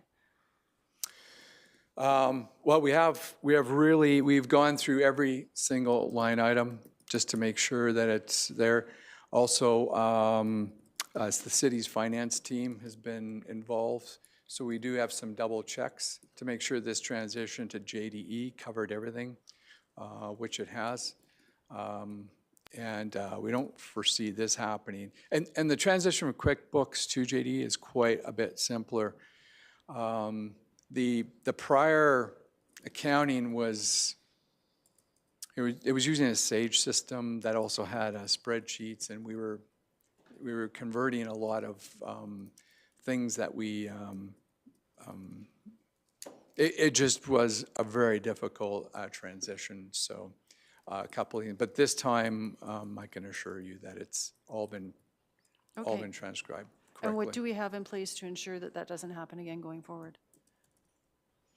I would say that we do have some double, we do still have the city's financial team who do double check the transactions because JDE system is on the city system. Maybe I listed can help under a out separate there. entity. Thank you, Councillor Schmidt-Rempel, for the question in regards to that. So as as Mr. Gallucci is mentioning, there's a couple different things that were going on there for as the transitioning piece. There was the movement between LDS and Excite, their financial systems to different systems. And of course, now what we're talking about is the transition into the city system. So as Excite's moving forward, one of the synergies that we put in place that help reduce costs for LDE is that they're actually using our financial system. And one of the reasons we're doing that is because all of this as a municipal corporation has to be consolidated in our financial books anyways in the long term. So what that does now is our JD Edwards system has a lot more controls and pieces of information into it. Also, as Mr. Gallucci has mentioned, our team has to be looking at it as well too, because it goes into our financials and it goes through our processes as well. So our team is working with Mr. Gallucci's team out in Excite Lethbridge on the transitioning pieces, and then there's certain key components that run through the city's components as well too. So for example, what I mean by that is the accounts payable component or running the check run is actually done with just as part of the city's overall accounts payable function. Even though it's entered by the team out at Excite and they do all the work on it there, it goes through our pieces or our staff when it comes to actually running the actual physical payments and so forth for Excite. So they're not on city letter set of check. They are truly a separate entity and doing it, but it's very similar to the controls are using our controls and how it's working. So as we're going through and we're bringing this over, there's been quite a bit of work in the last number of months. I know Mr. Gallucci's team has been working hard and with our team in building those in place. And so you will see some of those benefits coming through from our control structures inside of how the financial information gets brought forward. Okay, and then as a separate entity, which they are, we are charging them a fee for what we're doing? So that's a great question to ask, and so there is service components back and forth. There isn't a fee as such at this stage here because that would add extra additional costs to Mr. Gallucci's area in regards to for LD, and would then turn around and have to be increased the subsidy from the city. So what we're trying to do is to reduce cost and reduce the subsidy. So we're at this stage we're not. Not saying that in the future we won't look at departmentals like we do for any other technically self-funded area, but at this stage we haven't done that. Okay, I'll step out for now. Now, in the past, we've heard, so you don't do that. Even if it's a money in, money out, you charge it and then you discount that. Common accounting practices. That my concern is I don't want to have our department come forward at our next budget asking for additional funding because they need resources because their workload is too far, yet we are hearing why it could be. So a very good question, Mayor Higgin, in regards to that. So not to say we won't do it in the next operating budget cycle, we'll have in departmentals. In the middle of the current cycle, we're not doing that. And two, we'd have to come back to council and ask for an increase in the transfer potentially of what we're doing and then what I'm referring to is 25 and 26. So when it comes to 2027, yes, we typically do that piece because even regardless of anything else, so for example, I'll pick within our own operations. The reason why we'll allocate in departmentals between utilities and so forth, one is different ratepayers and so forth, but it also shows us the true cost of what it is to operate those facilities and that work. So we will do that long term. We haven't done that as of yet for those components, but we'll definitely be looking at it as we go forward. Thank you. Councillor Campbell. Thanks, Mr. Chair. Thanks for the report, Mr. Gallucci. I just, going back to the transition period, and we're early on in the game here of the transition, but you had mentioned that as you try to promote things in Lethbridge that's not agriculture related, it was the perception of people not knowing what is an agri-food hub. So now that you become, Excite Lethbridge in that entity, what, if any, have you seen as a perception of, now I kind of get what's going on in Lethbridge and the facility and what I can bring to it? Are you getting positive response to it or any response at all? Thanks for that question. Yes, we are getting positive response. We also did change the name from the Agri-Food Hub at the same time to the Lethbridge Trade and Convention Center. Right. It does help us deliver. We don't spend a lot of time then talking about what we are. It's pretty self-explanatory. So it allows us to move our sales process quite a bit forward. Both, though, have really seen a significant increase in our ability to reach people. We're now bidding quite a bit. We're not winning as many bids as we would like due to, the good news is due to circumstances that are not entirely in our control. Just, somewhat of a limited transportation, and sometimes it's just a hotel capacity or hotel on site. So those are some of the things that we aren't winning bids on, but we are there now bidding. People are excited, and we are winning other bids, and we do see a real uptick as we look into the 27, 28, 29 booking years. So you're pretty confident we're going in the right direction? Oh, yes. Yeah. No, it's, the work continues. It does take time, but we are really we're really making progress on being front and center and reaching out. And like I said, being at the table, bidding on various conventions and events that we could bring here. Yep, very good. Thank you. Thank you, Mr. Chair. Councillor Doria. Thank you, Mr. Chair. My question is, as I read this information, moving forward, you are planning to renew it is based on a community. It's like community-based nonprofit society format. Is it advantageous for this activity? Like we are, what is the advantages of having this nonprofit community? Because when you do the audit, when you do all the activities, it is based on a nonprofit scenario. So my question is it advantageous to have a nonprofit organization to be the basis, or compared to a profit one?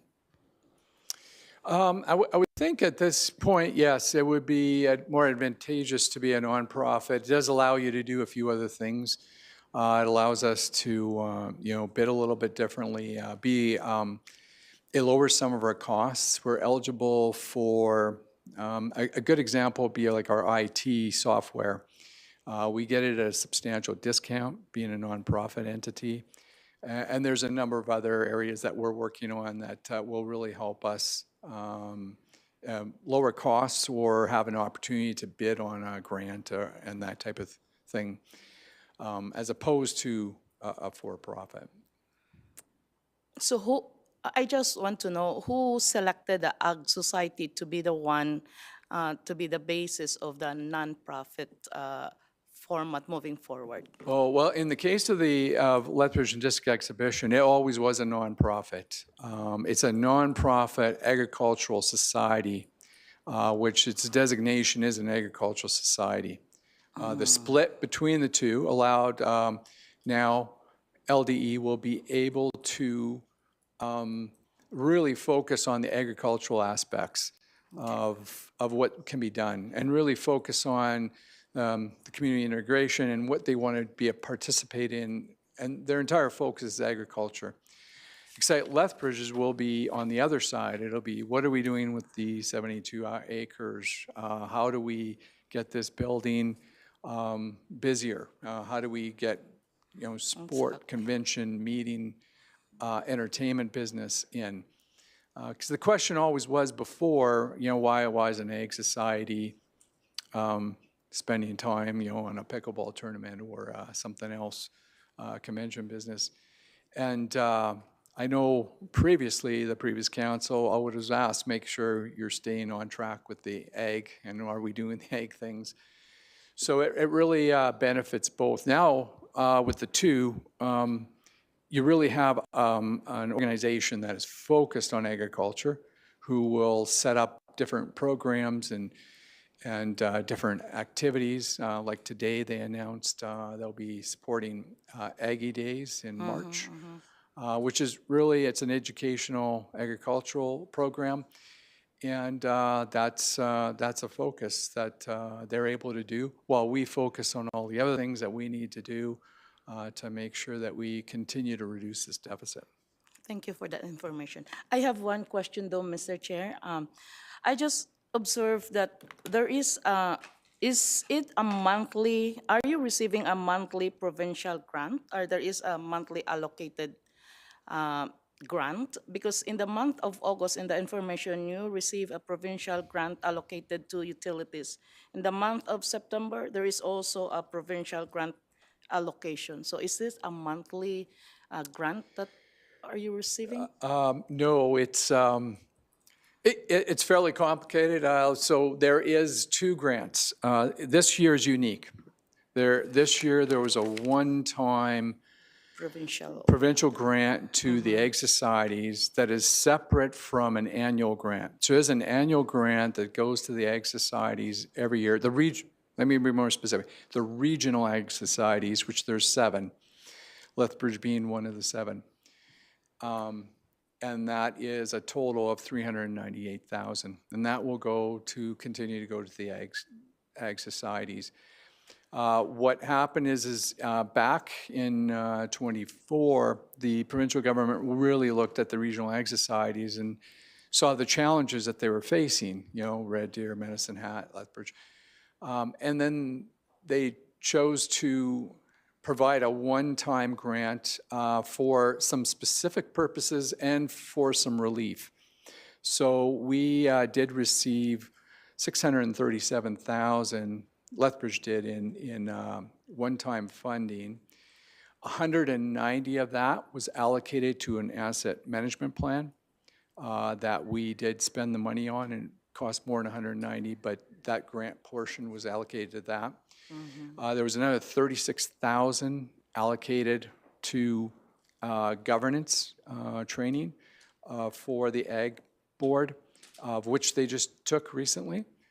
And then the remainder was for insurance, utilities, but again, it was about $415,000 rounding off for that.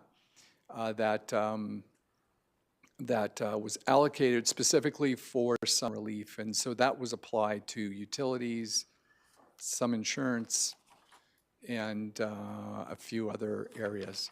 But we won't see that in 2026. It was just something the government did.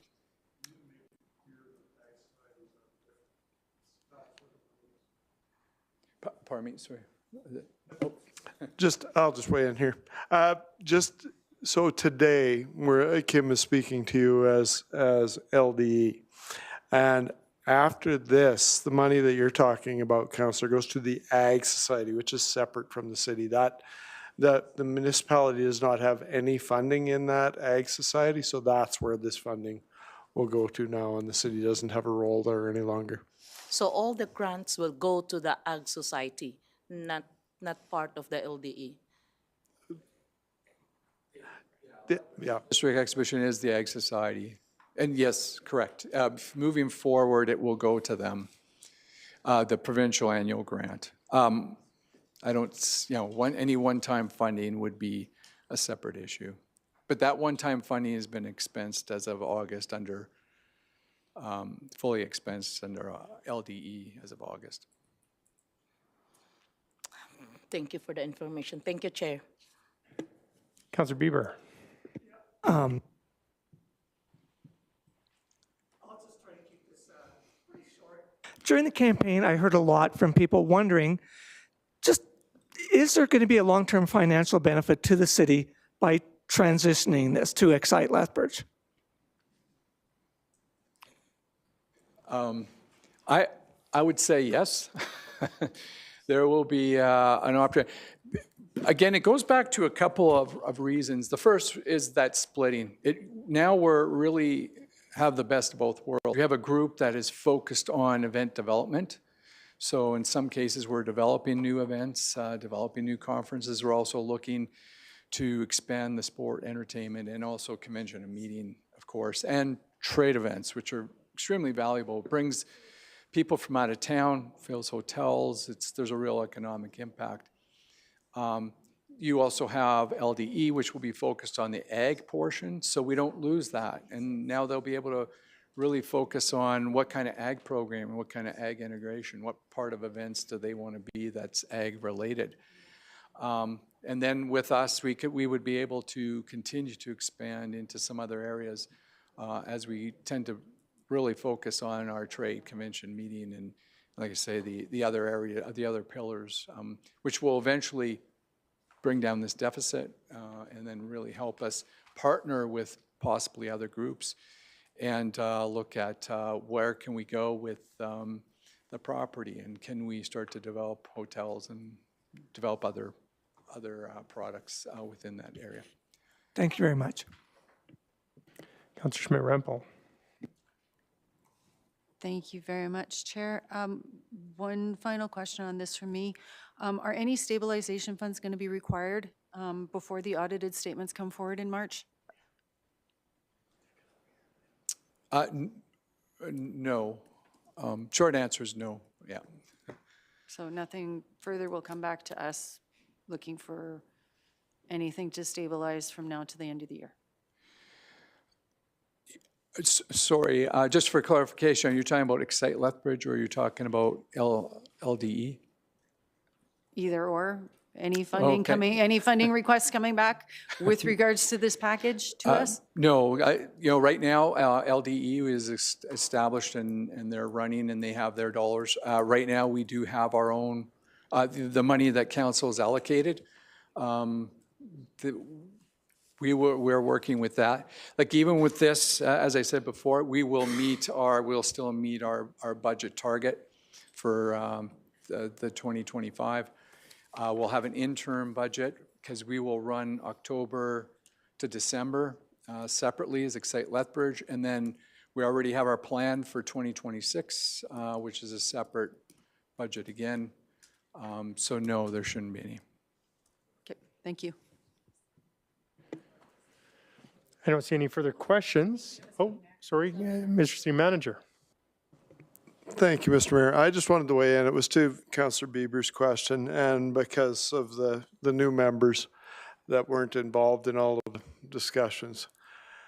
There was a series of, some might say, bad options that got us to the point of where we are. Council had a real challenge before them and a very difficult decision to make, to the point that it would have cost more to close it and mothball it than to keep it open. And so in exploring a range of options, this was the best of those options. But what I do want to make clear is that the road from where we are to zero is really, really difficult. At this point, the forecast to get there, we don't have that to get to zero or revenue positive. And Councillor Dodick, I'm sure, can tell you the dollars per day that it costs to keep the facility open. So they're doing everything that we can. It is a large facility. It's expensive to continue to explore options. And the model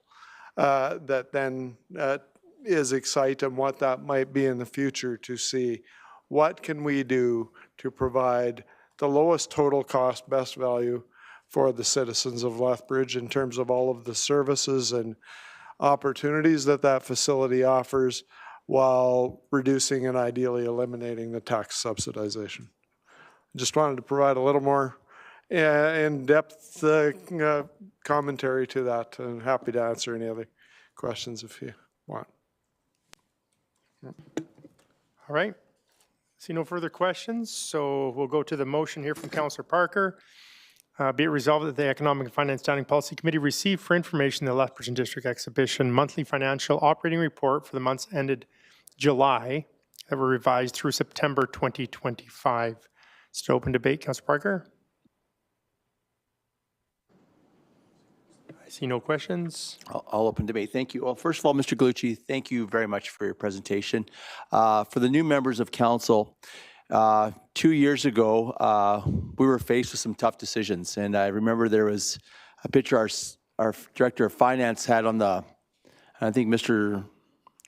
Matthews, remember this, it was a bridge, it was a train going over the bridge, and the bridge wasn't really complete. And we were heading in a really bad direction. And some tough decisions had to be made.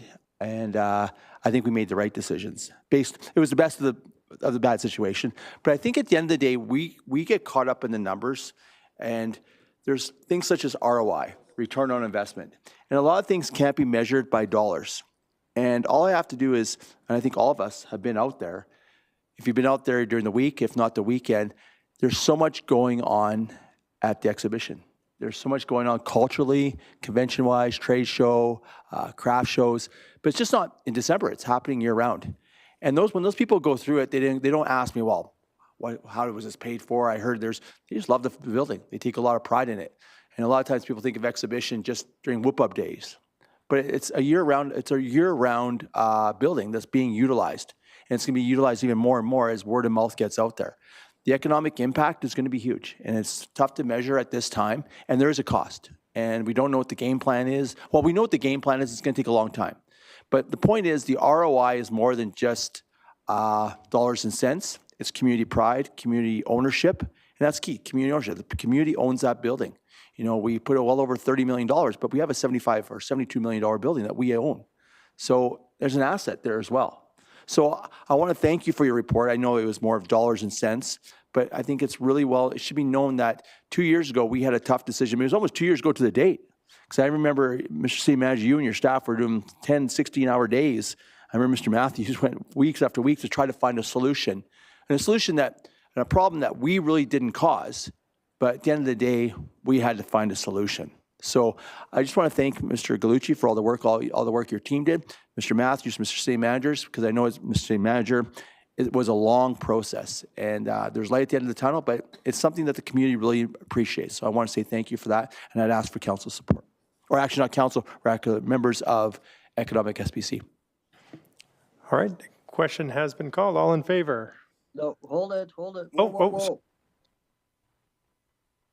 I do have a Go ahead, Councillor Dodick. Sorry, I didn't see you're in debate. Go ahead. Yeah, well, I don't want to rain too much on everyone's parade and talking about how great and wonderful this facility is. Let's not lose sight of the fact, as indicated in the 11-month report, that you take out the operating grants being given by the City of Lethbridge, i.e. the taxpayer, it is still sustaining a loss averaging $5,000 a day. Okay, so, and I also beg to differ with the comment made by the city manager when he suggested that the cost of shuttering it were greater than the cost of maintaining it. That only presupposes that at some point in time, the losses being sustained on a daily basis get down to a certain level. It seems to me, my recollection was that, in fact, if it was mothballed in the long run, the loss to the taxpayer would be less. I understand where the mover of this motion is coming from, saying that we do have a facility, we do have an asset, but it's an asset that we could never get rid of for the cost of first the capital costs and the fact that the operating costs, once you take out the grants from the City of Lethbridge, make it totally an unsustainable or certainly an unprofitable venture. So like I say, I don't want to rain on anyone's parade, but I don't want anyone to go out there and thinking that this is the greatest thing since sliced bread. It's not. It is financially, it is a decision that was made that we have to live with, but it's a decision that, in my view, should never have been made, but it was made. And that is my point.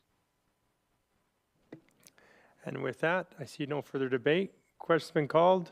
All in favor? And that is unanimous. Thank you. With that, we're going to take about a 10-minute break, and we'll be back here at 2:40. Thank you.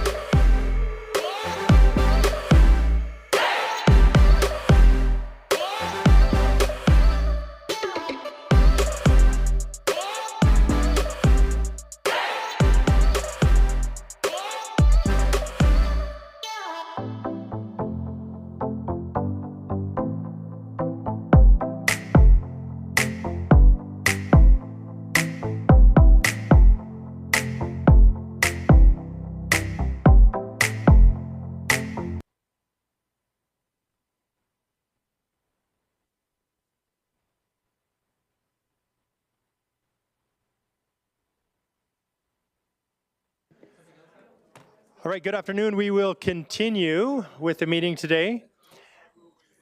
And the next item, the next set of presentations up are, I'll ask Ms. Mitten, there's Ms. Mitten? Yes, there's Ms. Mitten, to introduce the next group of presenters, and I'll turn the time over to yourself, Ms. Mitten. Lovely. Thank you very much, Chair. I got that right, Mayor Higgin. What I'll do actually is I'll ask Perry Stein, our Partner Services and Strategic Initiatives Manager, as well as Tara Grindle, our Communications Manager, and our community partners of the Lethbridge Chamber of Commerce to come to the front, and they will handle introductions. Thank you.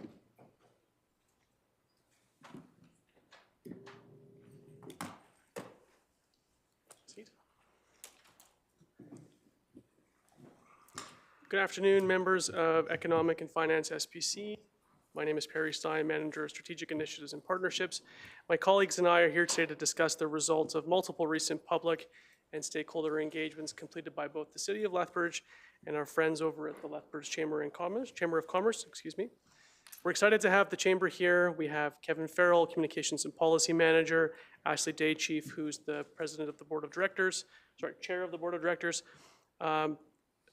They'll be speaking on the results of recent member engagement that took place. Mr. Matthews will share the results of business sector engagement completed by Deloitte as part of our work on MCC, exploring stakeholders' perceptions about doing business in Lethbridge. And finally, Tara Grindle and Lauren from Forum Research will share the results of Community Satisfaction Survey, which is a public engagement completed by the city every 4 years. The purpose of sharing this information is to provide council with timely feedback and insights from the perspective of local residents and businesses, supporting your upcoming strategic planning and deliberations on capital and operating budgets. Moreover, we believe showing up alongside our partners at the Chamber and others helps us to demonstrate our strong commitment to a working relationship with local partners and allows us to build enhanced communications pathways between City Hall and the local community of businesses, nonprofits, and public institutions, many of whom are members of the Chamber of Commerce. So to get us going, I'm going to turn things over to Kevin to begin the Chamber's presentation.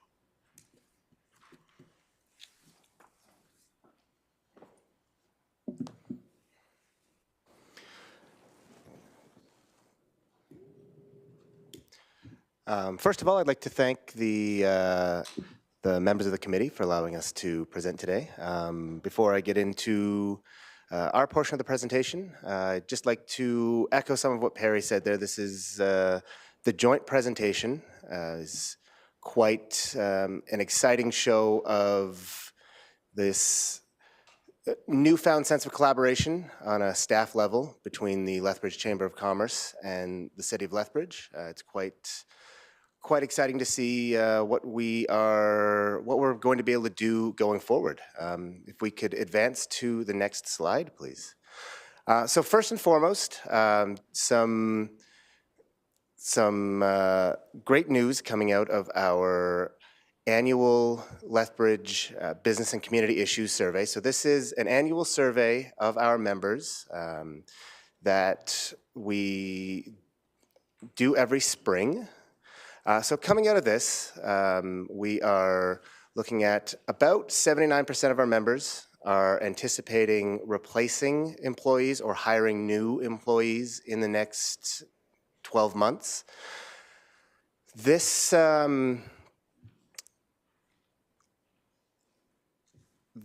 this can be looked at one of two ways.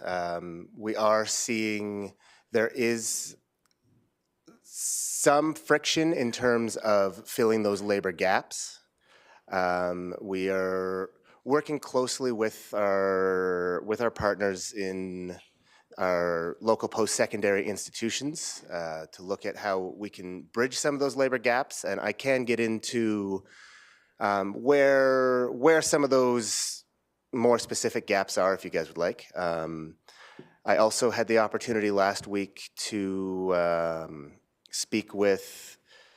head to Ottawa and speak with some folks in the federal government, specifically around talent and immigration, on what we can do federally to address some of these labor shortages, because they are issues that we are seeing across the country.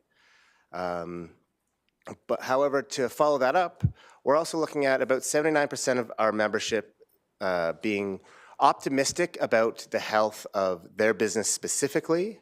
However, only about 61% feeling positive about Lethbridge's business climate as a whole.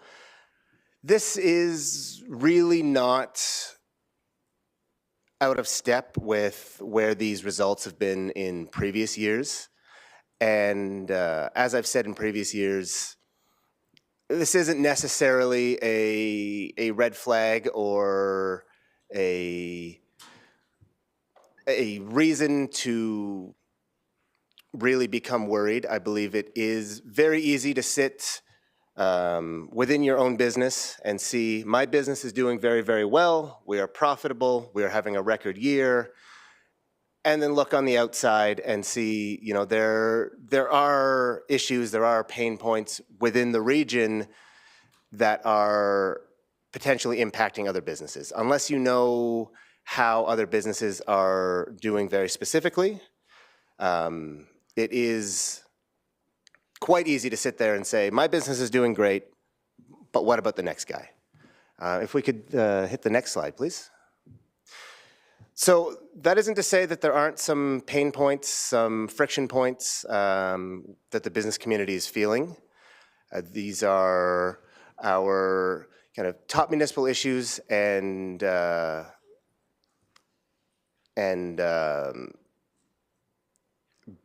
barriers that our businesses are feeling. First and foremost, on the top of the list every time, the municipal business tax. I think if you were to ask pretty much any resident or business owner, they are going to say, my property taxes are far too high. But they also, it is the reality of the situation. However, everybody recognizes those taxes are necessary for the services that we all come to expect. I will say, anecdotally, we have heard from particularly smaller businesses that are trying to grow that when they expand to a new facility, especially ones that are renters and not owners, the increase in the total dollar of property tax is quite surprising, as well as businesses that own their facilities and have seen their tax assessed values increase quite a bit. It does create cash flow issues for some of those businesses. And that, again, anecdotally, there are businesses in some areas of the city that maybe aren't feeling the value for dollars spent on municipal business taxes. So, you know, when you've got businesses in some of these areas that are seeing, you know, we're experiencing break-ins, we're experiencing vandalism, we're experiencing thefts.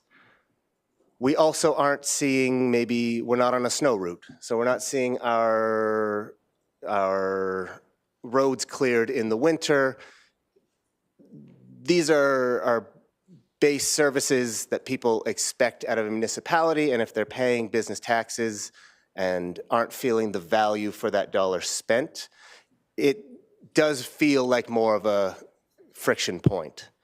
Another issue that we did come across is specifically around bylaws and red tape. And the feedback we're consistently getting is that the process does feel slow, inconsistent, and unclear. Ultimately, we know capital is very, very hypermobile. And so in order to keep it within the city, we have to be as competitive as we can. Obviously, we can't be competitive in terms of land prices and that sort of stuff, right? That's not something we are going to be able to be competitive with. But if we are going to be competitive, we have to keep our processes as streamlined as possible. We have heard, again, anecdotally from businesses, but that when trying to develop within the city of Lethbridge, they very much get the feeling of what problems can we find to make this not happen, as opposed to developing in the county or in some of these smaller regional municipalities that are looking at it from a lens of what can we do to make this happen. Ultimately, businesses are not coming to us saying we want no regulation, we want less regulation. They want clear rules, predictable timelines, and less objectivity in some of the regulation. Again, anecdotally, we've heard from businesses that have had developments approved by one development officer, and when it comes time to put shovels in the ground, there is now an issue flagged by another development officer, which is costing time, is costing money, is costing the ability to get some of the stuff done.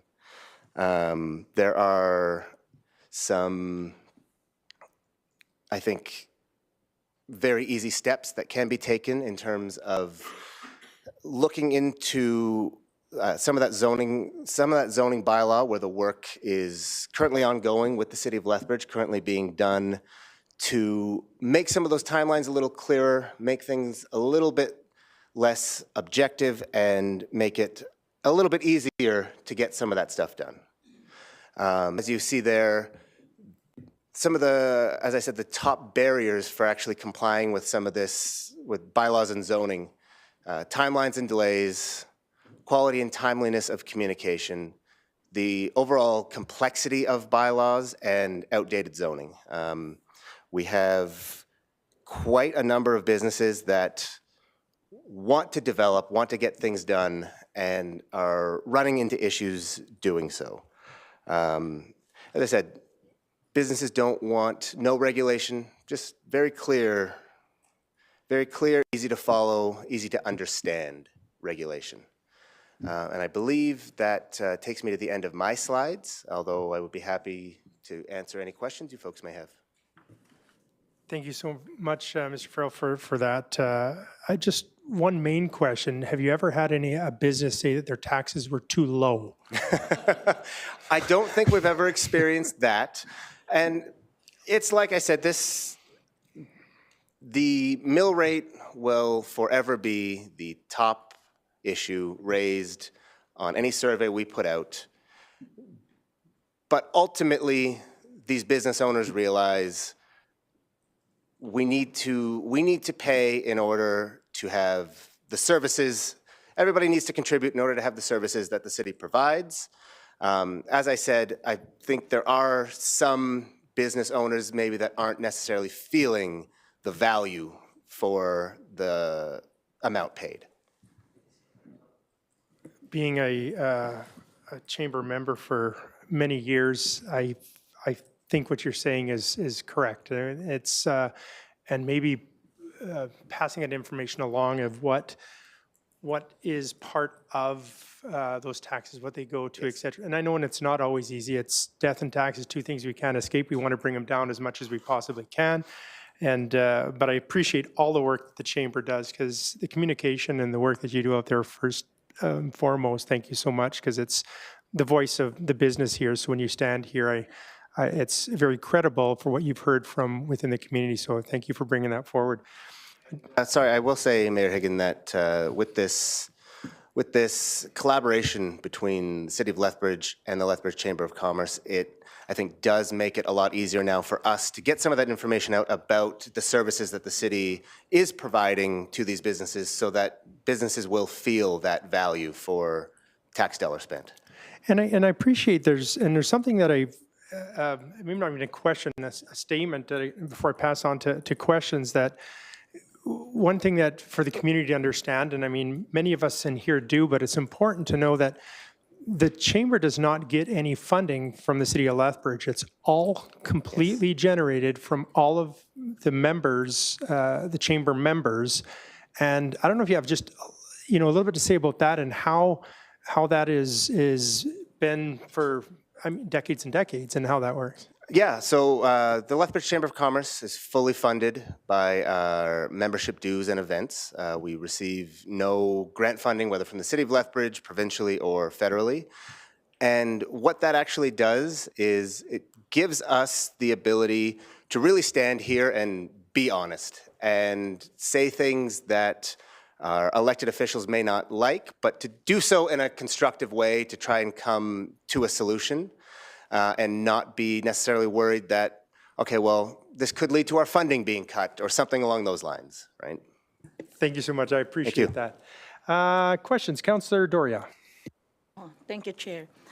My question is, you conducted a survey. I just want to know the methodology of the survey wherein you found out that 79% of the chamber members anticipate replacing or hiring new employees. As I heard in your introductory line, you were in Ottawa to talk about immigration.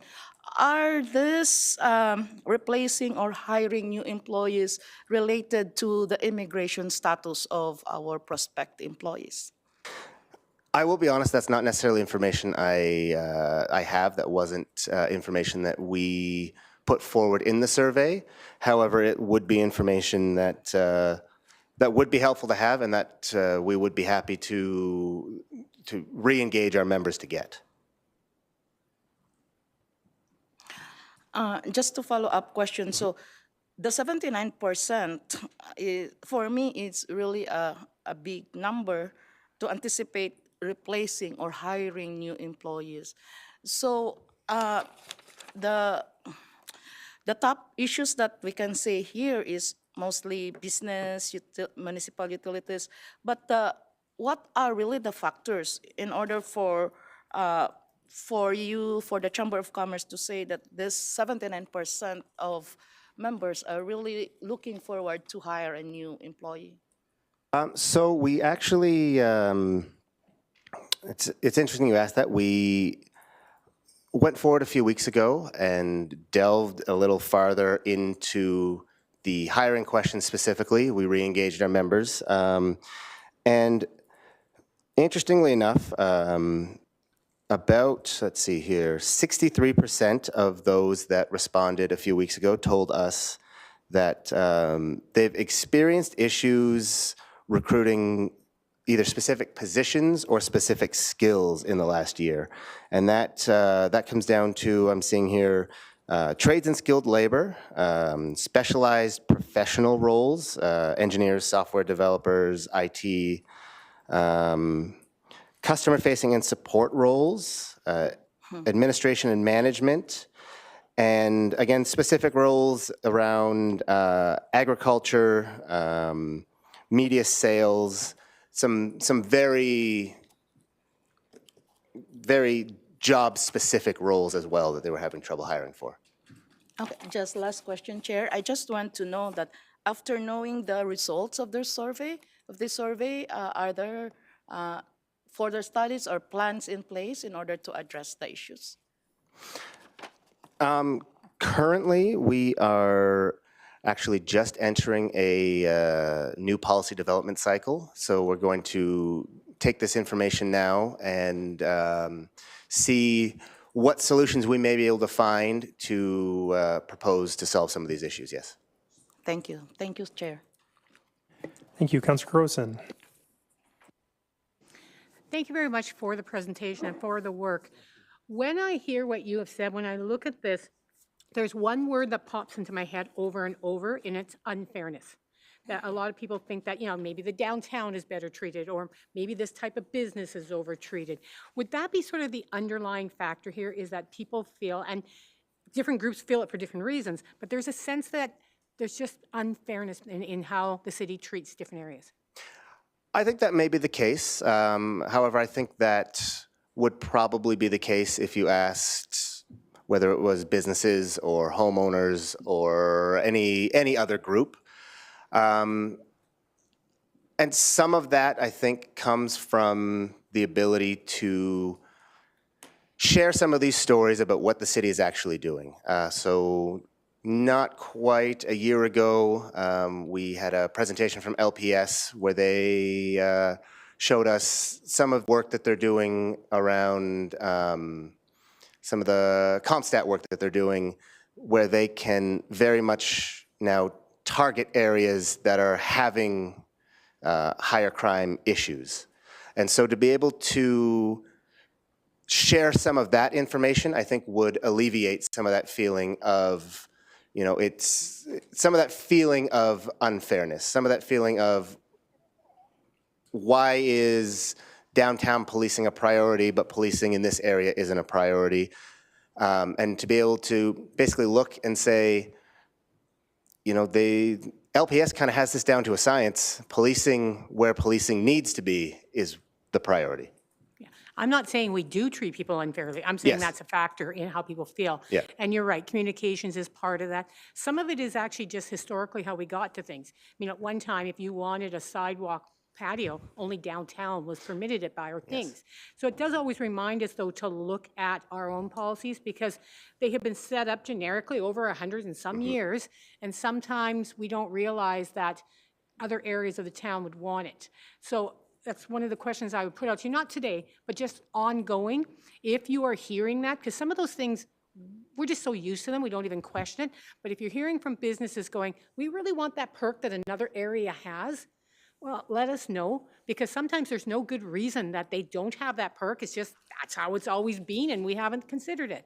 I think certainly, yeah, that would be something that, yeah, going forward we would bring forward. And I will say too that in the updating of the zoning bylaw, and really the fact that the city is breaking open quite a few older bylaws and taking a look at them, I think that will go and does go a long way to easing some of that.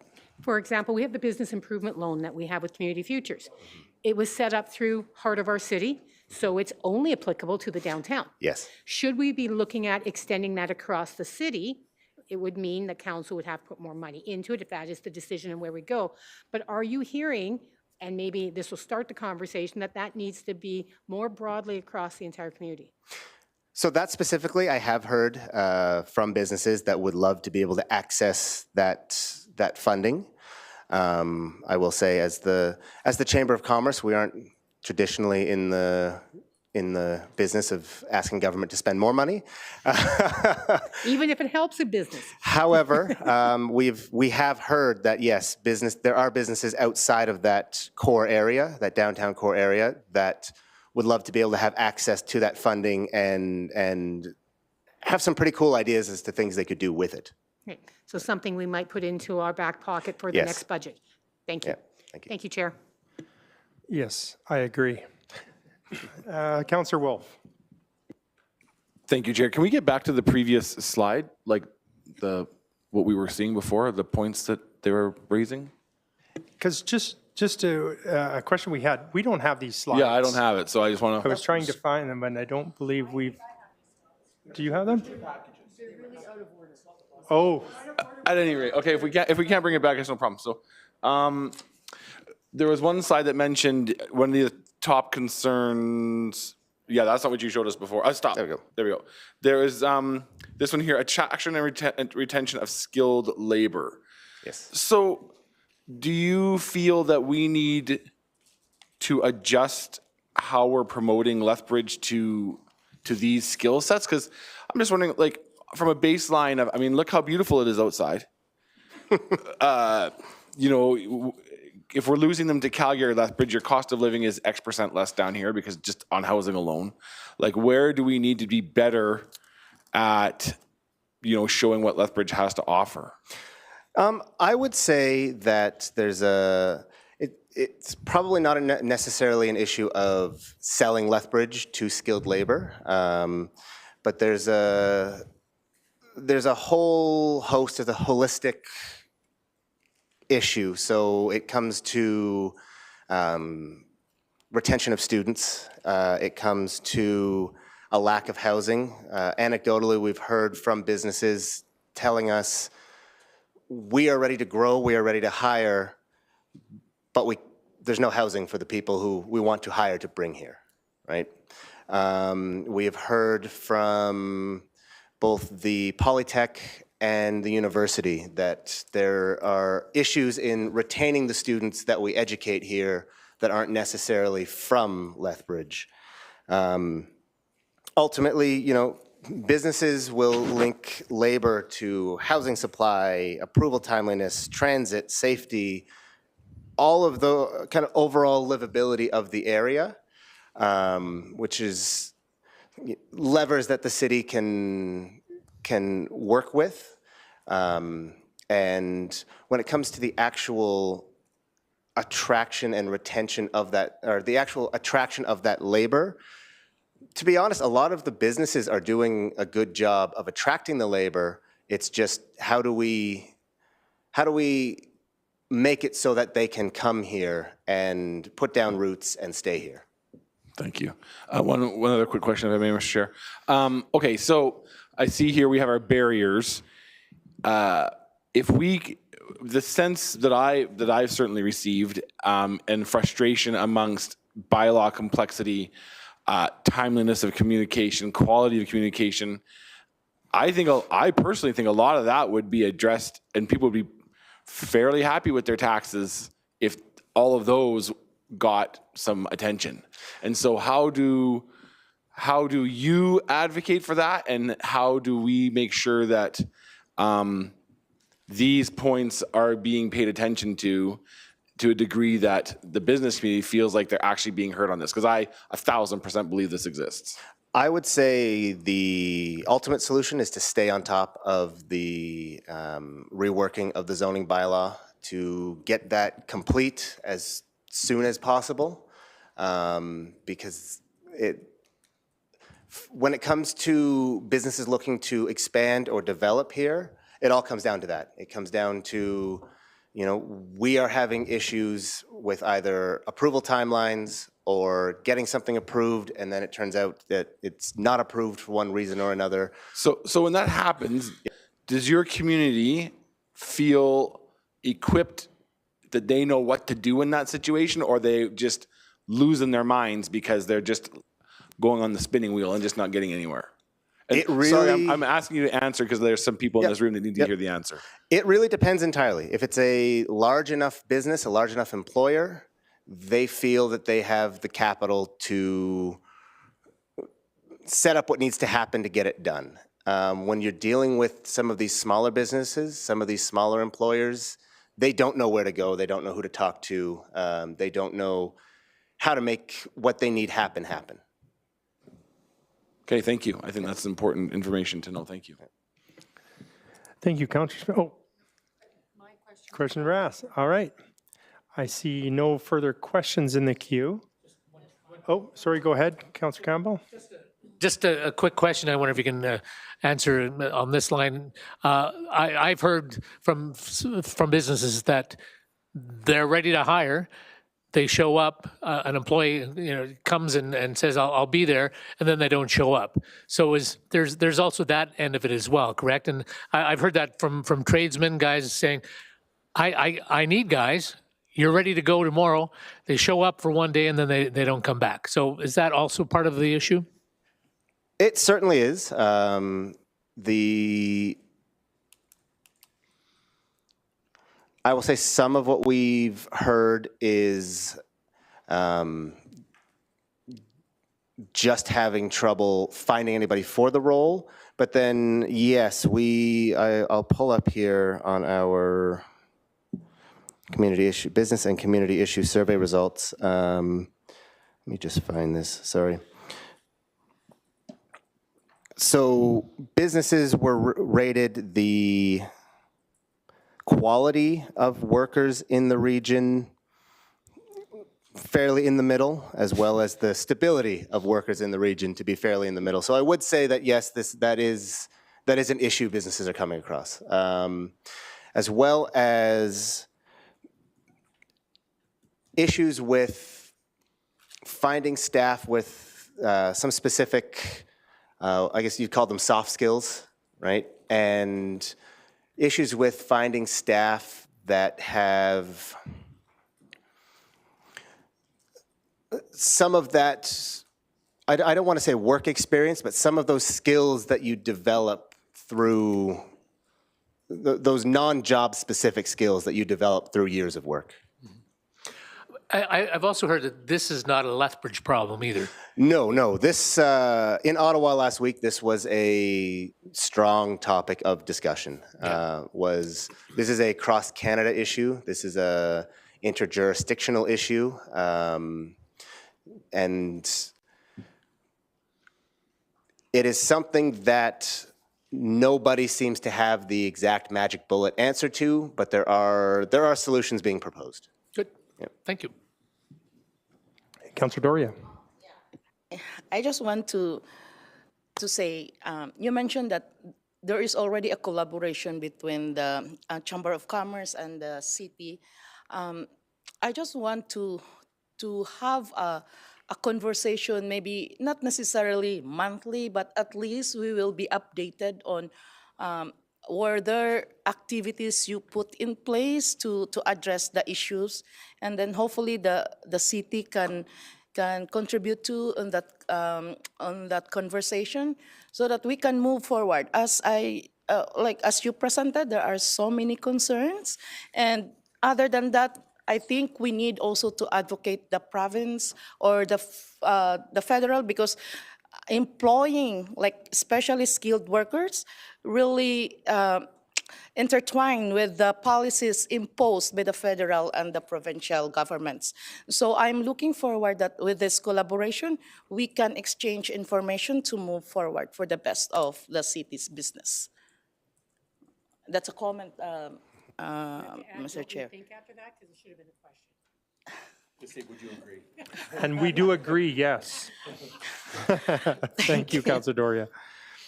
And with that, I have no further questions. So thank you very much again, Mr. Farrell, for asking those questions, and the whole team there. Oh, yeah, I know that particular question. So now we're going to move over to, go ahead, Perry. Mr. Matthews, we have a consultant who's been waiting online in a different time zone, so we're going to jump over and let him connect on the community satisfaction survey.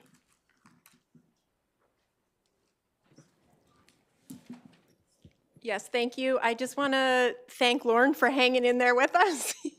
He's out east, so it's quite a bit later there for him.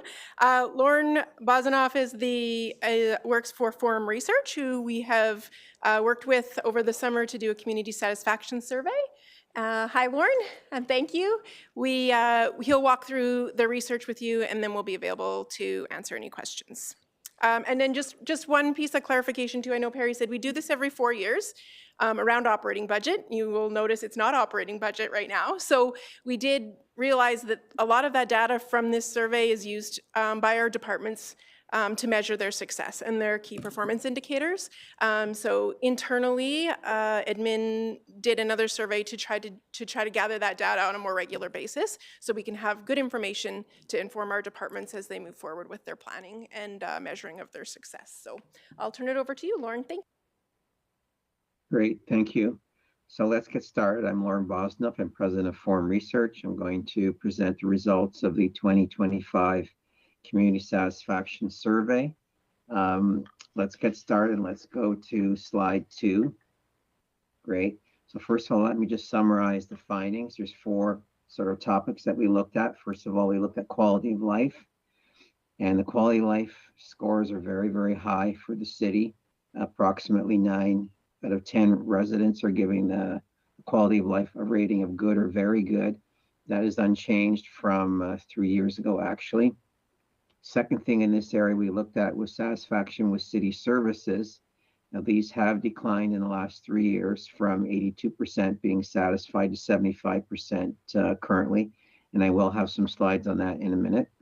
We looked at individual city services. The top performing services are in order: safety and emergency services, 92%, and we find this in a lot of communities. The emergency services, fire services, and so forth do get very high ratings. Usually they're number 1. Second is garbage and recycling, and third is parks and pathways.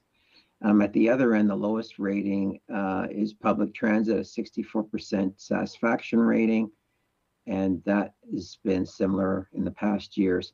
The second set of data looks at customer satisfaction with the city, and specifically people who've called in for service, 311 and so forth. Overall satisfaction is currently at 73%, and that is down from 92% in 2022. And we can talk about that a bit in a minute. Let's go to the next slide. The other 2 areas we want to talk about is perceived value for taxes. This question has 3 options. People are asked what their preference is for either no tax increases, even if it means cutting services, that's 44%. Pick that option. The second option is maintaining current services, even if it means higher taxes, that's 39%.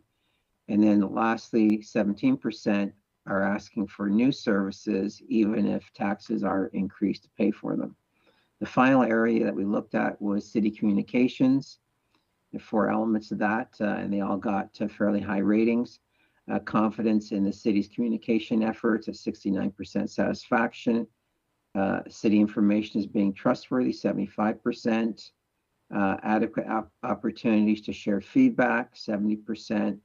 And feeling well informed on important issues, 69% satisfaction. So let's go to the next slide. We can have a little bit deeper dive in the data. So here are the actual results for that very first question about quality of life. That's 70% that I mentioned. You can see it was 70% in 2022. That's the green, the dark green, very, very good rating. And the lighter green, good rating, we call that a top 2 box score. The top 2 responses were added together, we get the 90%. It is unchanged. The only thing I should mention, though, is if you look at these results, the mix of the light green and dark green, even though they both, in both cases, add up to 90%, has shifted a little bit. The very good has gone down a little bit from 34% to 28%, and the good has gone from 57 to 62. So there is some slight reduction in positive impressions of the quality of life in the city. Now, down below, you can see the history of this question going back 20 years to 2005, started at 98%. And in 2020, it was at 94, and then it dropped to 90 in 2022 and in 2025. Let's go to the next slide. Here's a benchmark. If you're wondering how the quality of life compares to other cities, so here we are at 90%. These are other municipalities in Alberta, roughly the same size, either in the 50,000 range or the 100,000 range. The scores are typical of cities of this size, although Lethbridge is a little bit bigger, around the 100,000.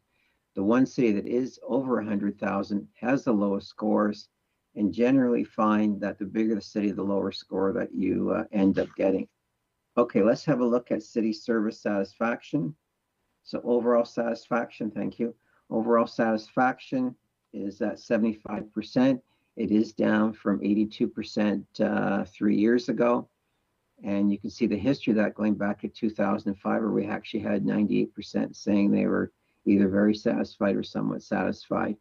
You don't get scores like that anymore in public opinion research, but you do see the change in the last 3 years from the 82% going down to the 75%. Okay, let's go to the next slide. City services benchmark, so that 75% that we're looking at, how does that compare? It's kind of in the average range of the benchmark Alberta municipalities that we looked at, a high of 89%, but it also goes down to 34% with a larger community. So there is a range, and basically the city is above average in terms of our normative database. Okay, let's have a look at our next slide. So this is that slide on individual service satisfaction. You can see the range of services that we looked at, and they're sorted in order from highest to lowest. And you can see the history. And generally, the rank order doesn't vary very much over time. So the lower scoring services, probably because they're more complex, have been lower scoring over the past 10 years or 20 years. So you see the range, the 92% safety and emergency services, that's always the fire department and whatever, they always get the highest scores in these type of surveys. And the lowest here is the public transit, 64% satisfaction. Okay, let's have a look at specifically customer service satisfaction. So people who have contacted City Hall in the past 12 months, and the main method of contact is the 311 line. And you can see overall satisfaction is at that 73%. It is down from 3 years ago at 92%. And a big reduction is really in the percent who say they're very satisfied. Something for us to think about why that would be at that level. Okay, let's continue on. So next slide looks at that balance of taxes and services. And you can see the information there. No tax increase despite, even if it means service cuts, 44%. Very similar numbers say they want to maintain services, even if it means higher taxes. And then you have a smaller group, 17%, want additional services despite the resulting higher taxes. What's interesting in this slide, beyond that result, is how this varies with different demographic groups within the city. So if you look at men versus women, men are more amenable to increasing taxes for new services compared to women, for example. Younger individuals are also more amenable to that compared to older residents. Renters are more amenable than homeowners. Quite a lot of differences in how people are reacting to this question. In addition, the last two items, how long have they lived here? The longer you have lived in the city, the less likely you are to want to you want newer services with the resulting higher taxes. And finally, residents with lower incomes are more likely to say they would like more services despite the higher taxes compared to higher income individuals. And finally, on the next slide, let's have a look at how people feel about the communications from the city on those 4 levels. So satisfied overall communication level, 69% say they're either strongly agree or somewhat agree that they're satisfied with the city's communication efforts. Trust, of course, is the next item, is very important in communications. High level of trust, 75% say they trust the information that comes from the city. Does the city provide enough opportunities for community members to share their feedback? So communication two-way, we're talking about there, 70% satisfaction with that. And city keeps being informed about current issues, 69% finding there. And then one more slide, I guess it's a summary of the 3 presentations you've seen today. So I talked about number 3, high quality of life continues. The vast majority of respondents have a positive impression of the quality of life, while 44% would opt to cut services to avoid a tax increase. So balance there of very high quality of life, with some people saying, yeah, I would opt to cut taxes or services to avoid a tax increase. Okay, this is my last slide. I'm ready to take questions if there are some. All right, thank you very much for that presentation. I do have questions, starting with Councillor Campbell. You, Mr. Mayor, and thanks for bringing the information. I was curious because as time goes on, it's tricky getting a hold of people to take surveys, and I just wonder what's your method of getting a hold of people these days? So it was done by telephone, kind of old-fashioned, but that's the best way of getting a hold of people, and that's the methodology that has the highest response rate. And is So that they were called, is that landlines? that's landlines and cell phones. Okay, and it's just random. Is it random? That's right, random digit dialing. Okay, thanks. Another question I have is when you see the end value being 200, 300, or 150, or 2, do you find that that's, I mean, statistically, a couple hundred people to respond? Does that, I guess it would, the sample size is fine enough to believe that that is the common belief of the rest of the thousands and thousands? Would you agree? It is. So there's a margin of error that we can calculate. The total sample size was 415. So that has a margin of error of about plus or minus 5 or maybe plus or minus 6%, 19 times out of 20, as they say. So that's a pretty good margin of error, only 5 or 6% variation there. And in a lot of these questions, you see a very, very long-term trend going back 20 years, which again, to me, confirms the scientific nature of these results. Thank you for that. Councillor Beaver.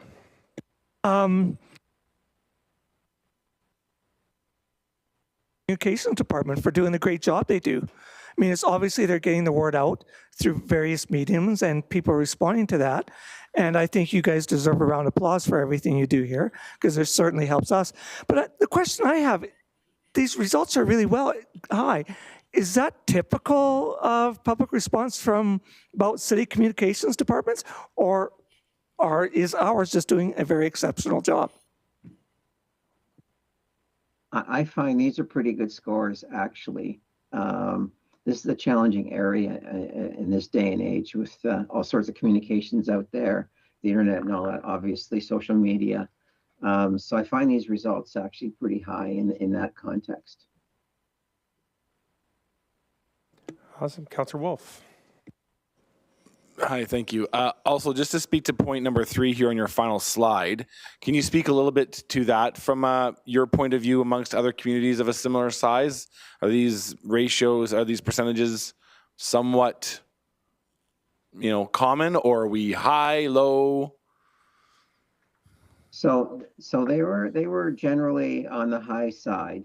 We did have a couple of benchmarks in there where I compared the city to 4 other municipalities in Alberta, and we saw the range of things. There are a few cities get higher scores, but I think those cities were smaller than Lethbridge, and I really feel that the bigger you get, the more challenge you have in getting high scores, because the service that you deliver, the bigger you get, becomes less and less, has become more and more impersonal.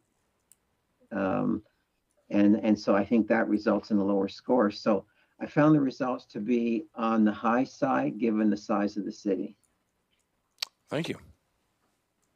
Councillor Schmidt-Rempel. Thank you very much. To follow up on that, with that point number 3 as well, we had 44% would opt to cut services to avoid a tax increase.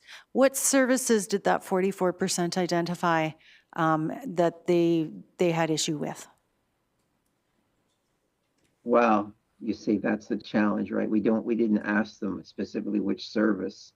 This is just an overall sort of orientation question of, in general, what is their perspective on these 3 alternatives? But we didn't actually present them with specifics where we would say, yes, here's the service that we would need to cut to avoid a tax increase, because we didn't have those specifics available to us. Thank you. Acting Mayor Croson. Thank you. My question is very similar to that one. Do you ever hear from people if they're willing to cut services that they use, or only the services that they expect other people use? Well, not only that, Counselor, they also want to increase taxes on everybody else but themselves, right? So Of course. that's the other side of that coin. So you're right. This is just a general orientation on that question. We want to get just a sort of general lay of the land, because it's the rubber hits the road when you actually get into the specifics, right? And I mean, the advantage is we do this on a regular basis, so we do have years of them to look at. And almost guaranteed in Lethbridge, when you ask that question, do you want taxes to go up and like lose services, or do you want, or to get more services and vice versa? We almost get 50-50 in Lethbridge all the time. What do you see in other communities when you ask that question? Is there more of a, like, a certain trend, or are they more like us where it's like, I mean, it's almost always half want you to decrease taxes, half want you to increase taxes for the service, so you're never going to make anybody happy? They're always like that. Okay. They're always like the results, and they tend to mostly be in this proportion. That the group that wants to more services and more taxes, that 17% in your community, is usually the smallest group, and there it is today, you know, in today's results. So those proportions are very similar in most communities. Okay. And is there any chance you can tell us what the communities are? I'm sorry, that frustrates me when I don't know what the communities are. Even if the public doesn't know, can we know? Oh, sorry, the staff here are telling me they know. Never mind. Thank you. All right, Councillor Parker. It's got to be a little bit of a devil's advocate here. When you look at you go back all the way to 2004, these numbers really don't change too much. There's like 2 or 3% swing either way and all that. What do we do with this information? Like, have we ever changed how we run the city based on what we see here?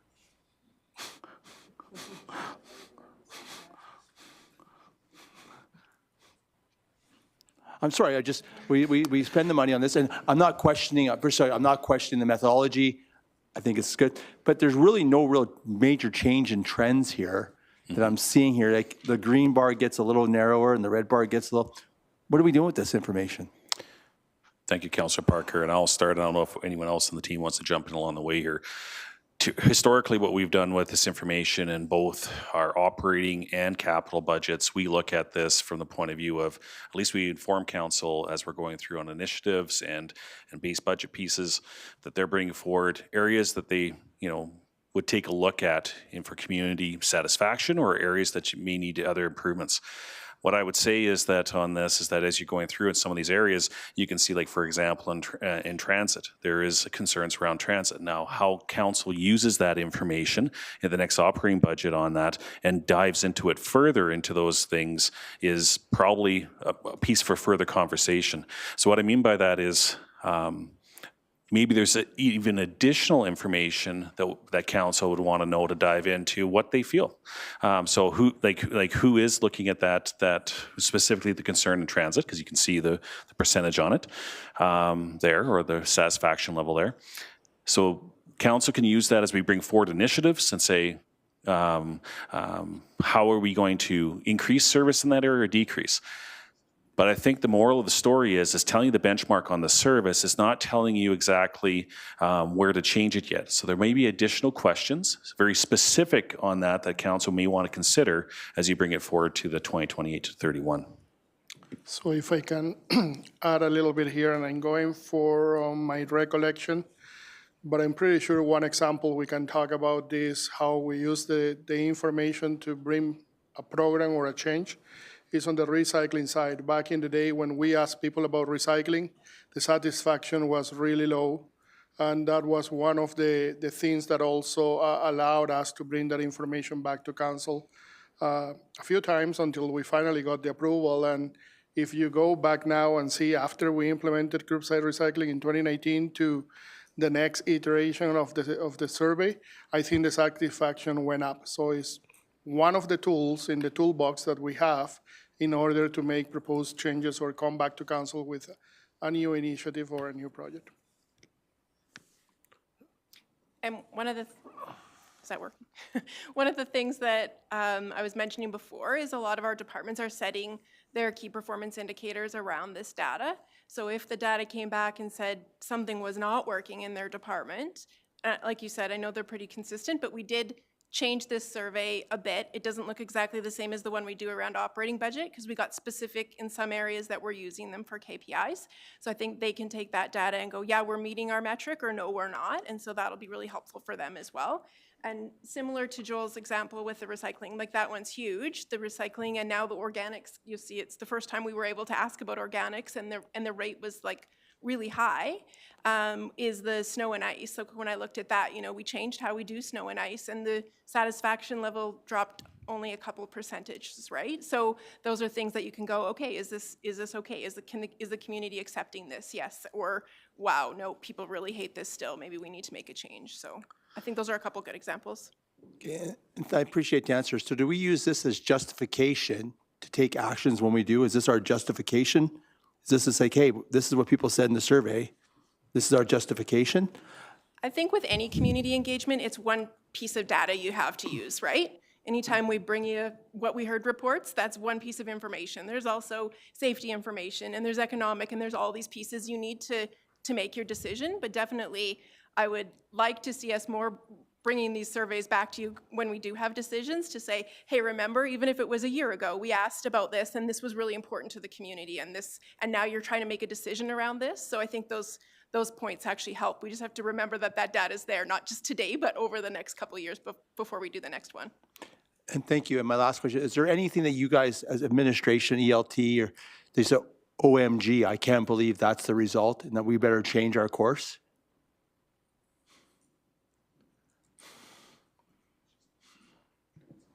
May confirm what you're doing is right. Yeah. So, and I don't know, I'll take the first stab at this and from the team here, but one of the things on is looking at the overall long-term trends of what we're seeing and so forth. And it also helps us understand what's going on. Not only the information that's provided just in this survey, also gives us a little bit of what's going on similarly with our peers and across Canada. So it's, as we saw today, we can see that governments are facing declining satisfaction levels across the board. And I think that's, at least that's what one of my takes from this information. It helps us understand, okay, where we place ourselves in this. Is there somewhere where we need to really dive into and take a look at? So for example, like, do we need to take a look at a certain service or area more focused? And that gives us a little bit more continuity around it.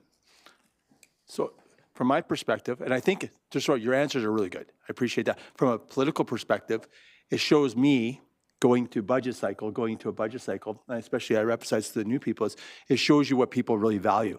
And if we're going to allocate funds, there's a lot of things that it adds to our justification that when people say, I can't believe, well, you know what, people told me safety was the most important thing and community safety. So I put a lot of weight in these surveys, but I just want to make sure we're using them for the right reasons, and that's the most important thing. So I appreciate the answers. Thank you.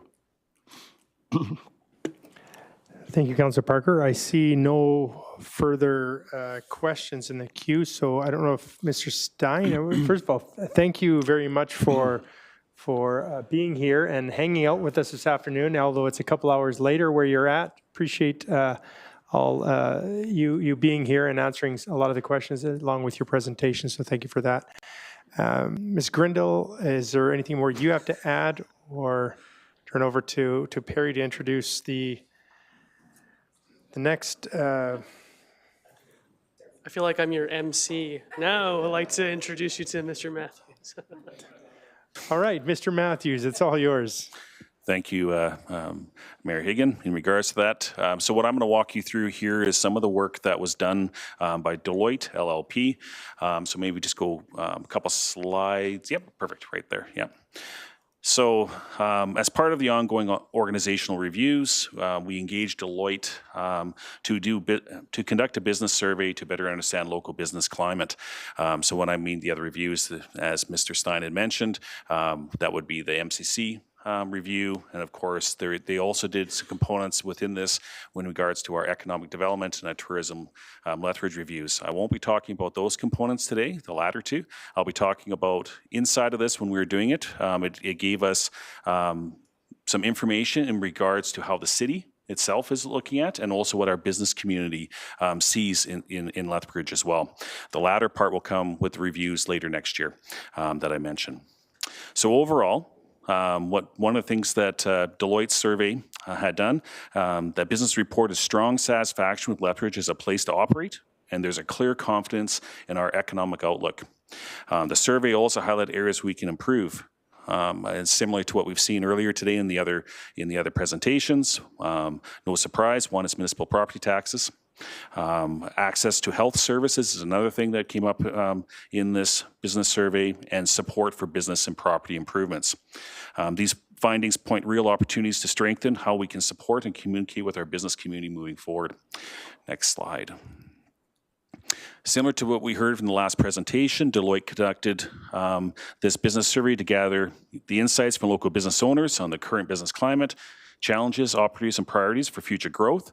The survey engaged 152 businesses, 131 by phone, 21 by email, using randomized phone outreach to ensure a representative sample. With 15.8% response rate and an 8% margin of error, the results offer a reliable snapshot of the broader business community views and needs. Next slide. Lethbridge business community is a very stable and with most businesses owned and run by people who live here. In fact, 85% of the businesses in the survey are locally owned. The survey also highlighted that many kinds of businesses are here in Lethbridge: small startups, growing companies, and long-term businesses, showing a wide variety of businesses in our city. Next slide, or maybe one more. When it comes to some of the firm pieces of it here, most businesses said their finances stayed steady or got better this year. In fact, 31% of them made more money than before, which is more than the number of businesses that saw their revenue go down. That means things are moving in a positive direction. Looking to next year, 45% of businesses think they will make even more money. This shows the businesses in Lethbridge are feeling more hopeful than businesses in many similar cities. Next slide. Business sentiment, which they classify here as the Net Promoter Score. The survey asked business owners how likely they are to tell other people that Lethbridge is a good place to grow or move a business. The results were very positive. 81% of business owners said they would recommend Lethbridge. The city's Net Promoter Score is 21%, which is considered very good. Deloitte explained that most places usually score between 0% and 5%, so Lethbridge is well above average. Communities often use this score to show how confident businesses feel and attract, and to attract new investors. Next slide. Overall satisfaction and key findings. The survey asked business owners how satisfied they are with Lethbridge as a place to run a business. It also measured how satisfied they are with different programs and services that support businesses. Here's what they said. 86% of businesses are satisfied, either somewhat or very satisfied, with Lethbridge as a place to own or run a business. This is higher than what Deloitte usually sees in other cities. Businesses were most satisfied with events facilities in the city, keeping good employees, having access to helpful local economic information. That's another reason. The survey also showed areas where things could be better, including municipal property taxes, access to health and medical services, city funding programs that support business and property improvements. So as member of council know, there's that. The last one there would be similar to what we've been talking about on some of the development-based incentives or incentive frameworks is what they're looking at in those. Overall, the results show strong satisfaction, but also clear places where businesses would like to see improvement. Next slide. The survey asked businesses what they plan to do over the next 2 years, whether they want to grow, shrink, move, sell, or close. Here's what they said. 23% plan to expand their business. 10% plan to downsize and move, sell, or close. Some businesses agreed to be contacted again, I should say, so the city can reach out to offer help and support. These results help the city and its partners to understand what changes are coming and how to support businesses through them. Next slide. The survey asked businesses if they knew who to contact at the City of Lethbridge when they need help or have business-related questions. 61% said they knew who to contact. This is a little lower than what similar cities usually see, but it's also normal because it's not all businesses regularly connect with the local government. This result shows that the city has a good chance to improve communication and make it easier for businesses to get help they need. And with that, I will turn it over to questions.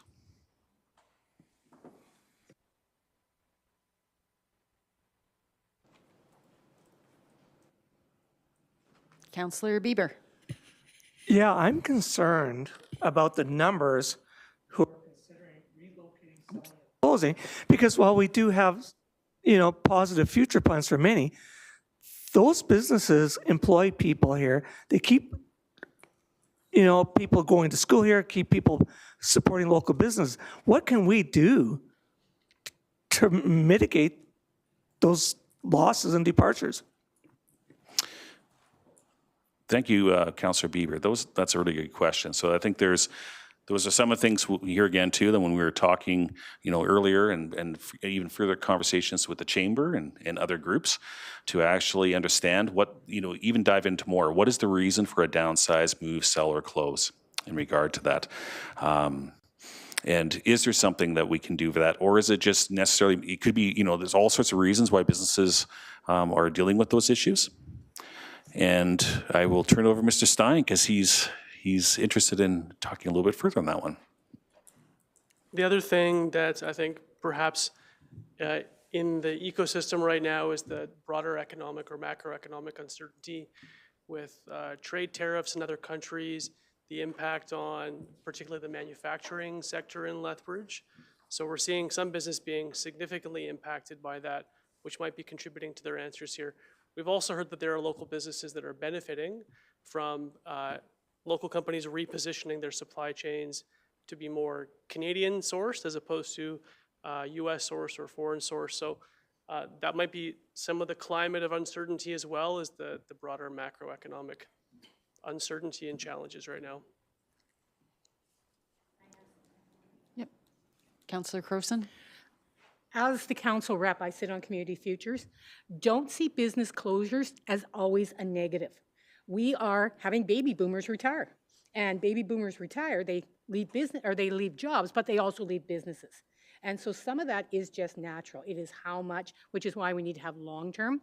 And one of the things for Community Futures, they actually have the Exit Navigator program, and it's designed specifically for things like that. People need to know how to close out a business properly, to either sell it to somebody new, to transfer it over to their children, whatever. And so there are programs for that because it is perfectly normal that businesses are going to close. People are not going to run businesses into their 80s and 90s. They are going to retire like any other job, and therefore business will close. Sometimes it will be transferred over. There are programs around it, so don't necessarily see that as a negative. Thank you. Thank you, Councillor Wolf. So thank you for this information. So our sample size here of completed responses were 130 something? Correct. And then may I ask for the Chamber, when they did their survey, their response was how many? Approximately? Right around 100, okay.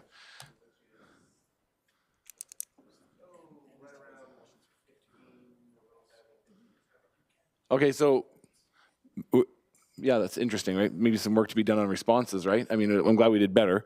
So we're coming in here at 61% who say they know who to contact. The Chamber is saying they got lots of people who don't know who to contact. I just want to highlight that. It's not a question, just interesting. Isn't that interesting, question mark? Yes. Yes, isn't that interesting? All right. I see no further questions in the queue, and I think that wraps up the presentations. And so the three-part business and community survey results. So thank you very much for everyone who presented today and the questions that were asked.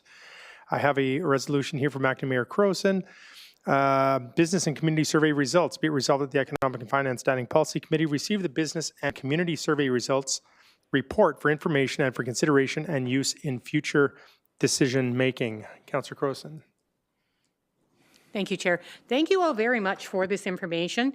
As we are heading into strat planning in the spring, this is absolutely vital for us to have. We can reconfirm with what we heard during the election and use this information for having some of the conversations.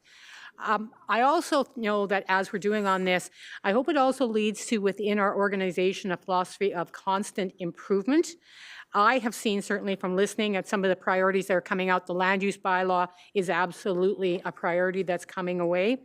And hopefully, as we work on some of those things, some of the business concerns will lessen, because that land use bylaw is absolutely essential. It's a huge project. I mean, why we only do it every 40 years at the level that we're doing, but it's absolutely essential that we get that done and do it in partnership with the community. The other thing that is going to make this conversation different with all these is the service level policy. And I can't wait till we can see that draft in the spring, because when Councillor Parker was saying, why do we do this? This sort of information is going to become even more vital once we have the policy, once we start thinking more strategically in terms of service levels, and we'll know from what the community's feedback is, are we hitting the mark on those service levels? So that conversation is all going to feed into the service level policy and program that hopefully we are moving towards. And there's so much of this that is tying in with some of that strategic work that Council needs to do, both with our strat plan, but long-term strategic planning that we need to do. And this is just a personal thing. You have given me so many more ideas for my whiteboard, so thank you. I'll be going up there and adding a lot more, moving things around on my whiteboard. I know it's a scary whiteboard as it is, but thank you so much for this.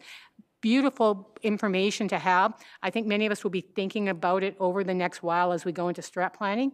And unless there's any questions or comments, I'll call the question. Do have some more debate. I just want to add to this, and I know I don't want to be a Debbie Downer, but I want us to also recognize that the number, and I know statistically valid, X amount of times out of 19 out of 20 times, et cetera. However, when you talk to 100 people, if there's businesses that are busy, a lot of time they don't have the time to reply to these. And so I don't want to just make sure that every decision is made based on 100 people telling us what to do. That's what I'm saying. I'm okay to support this, but I don't want this to be our full strat plan based on 100 people. So it's just a comment that I wanted to put in. And Councillor Dodick, were you on to debate or no? All right. And with that, I see no further debate, so the question's been called. All in favor? And that is unanimous. Thank you. Moving on to submissions, I have moved by Councillor Wolf a 2022 to 2031 Capital Improvement Program Summary Report for 2025, and which was in our package and out to community. Be it resolved that the Economic and Finance Standing Policy Committee received the 2022 to 2031 Capital Improvement Program Summary Report 2025 as information. Unless there's any questions, I'll turn it over to Councillor Wolf. Is there anything additional or any questions? I do have one from Councillor Schmidt-Rembel. Go ahead. Thank you very much, and thank you very much, Chair. Through you to the City Manager designate on this one. Certainly we see budget expenditures and budget remaining. Is there any reporting, any mechanism for reporting on delays versus original CIP commitments? So, for example, with the Civic Common redevelopment strategy listed as ongoing, but there's no timelines or future milestones listed for that. Is there a way to have that, or something that indicates certainly it's ongoing, but here's what our first milestone would look like, something like that?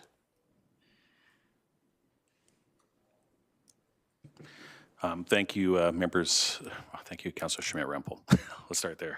There's more than me here, so. So just in regards to that, no, there isn't a specific report that we provide in that way at this time of year. It's not to say that there isn't projects that come back through, whether it's different SBCs that talk about the status and next steps on those along the journey.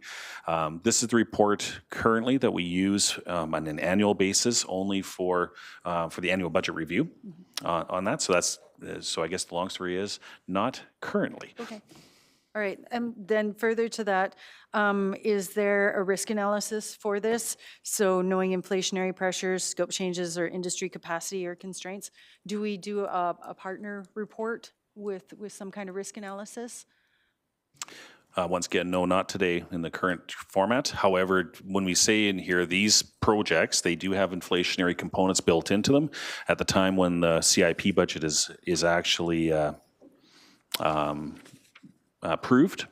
However, when it comes to the risk analysis, when we go through and take a look at these projects, or when the departments are doing this, if at any time we see something, that's where we bring those to an SPC or handle those through a different, internally if we can, through the policies that we're allowed to do that with. Okay, thank you. Councillor Crowson. Thank you, Chair. I know, Mr. Matthews, we always talk about two budgets, but really we have one budget divided into two parts, right? So it's basically the budget for the buying the stuff and the doing the stuff, and the two combine and work together. Earlier today, when you did the forecast, that was the forecast for the operating budget. We don't necessarily do the same in the capital budget, but you have in there budget remaining.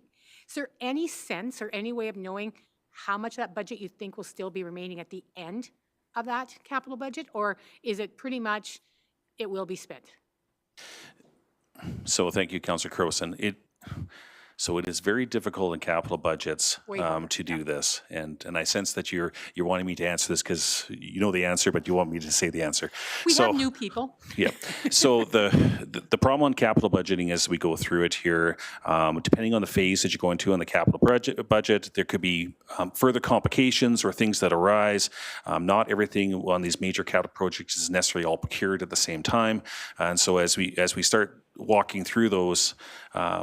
Especially when you see some of these projects are over 3-5 years in length to actually do it, it is very difficult to be able to actually do it that way. What's committed left, i.e., to be able to forecast. Now, that's not saying that we don't have that. The project managers that are working through on infrastructure and in the other areas, whether it's in facilities and so forth, they do get that as part of the monthly forecasting from the contractors. So they will get pieces in there saying that this is where we are on the spend or burn rate on that and where they think they're going. They'll also have discussions at the time as they're walking through the project on milestones and making sure that they're there. But it's from a global high level at this level kind of project piece that it's difficult, and I think the reporting would be a lot of work to actually be able to pull that out from all those individual project manager reports. But Mr. Sanchez or Mr. Ulrich might be able to speak to those better than the bean counter can. I think that's good. It's just basically, this is why council has to expect, you'll probably be bringing for some projects, this is what we have to change because the budget has changed and we have to do smaller. So expect to have changes made to some of these, and B, expect that the cost of the final project may not necessarily match what's on the sheet, because if prices are going to change, it's going to be much more likely on a capital budget than an operating budget. Yes, and that is true on that. And one of the things we do make sure of as we go through that scope doesn't change, that also and if the cost is going to go above that, there's policies and procedures. Well, basically, in intent, when you get into large capital projects, that means we have to come back if that happens to council and actually explain what's going on, and if required, on it here where we've seen that in the past, other funding or other things to bring up at that time. So typically, though, the other thing I would say just on this is that I know the departments do an amazing job as well, though, to go through and at times having to reduce scope, and that's where they come back and also we'll let you know that as well, too. So just like service levels are our lever for the operating budget, scope is our lever for the capital That's budget. great. Scope and total budget. Yeah, perfect. Thank you very much. Thank you. No further questions to open debate. Councillor Wolf? No? You're good? Yep. All right. Question's been called. All in favor? And that is unanimous. Thank you.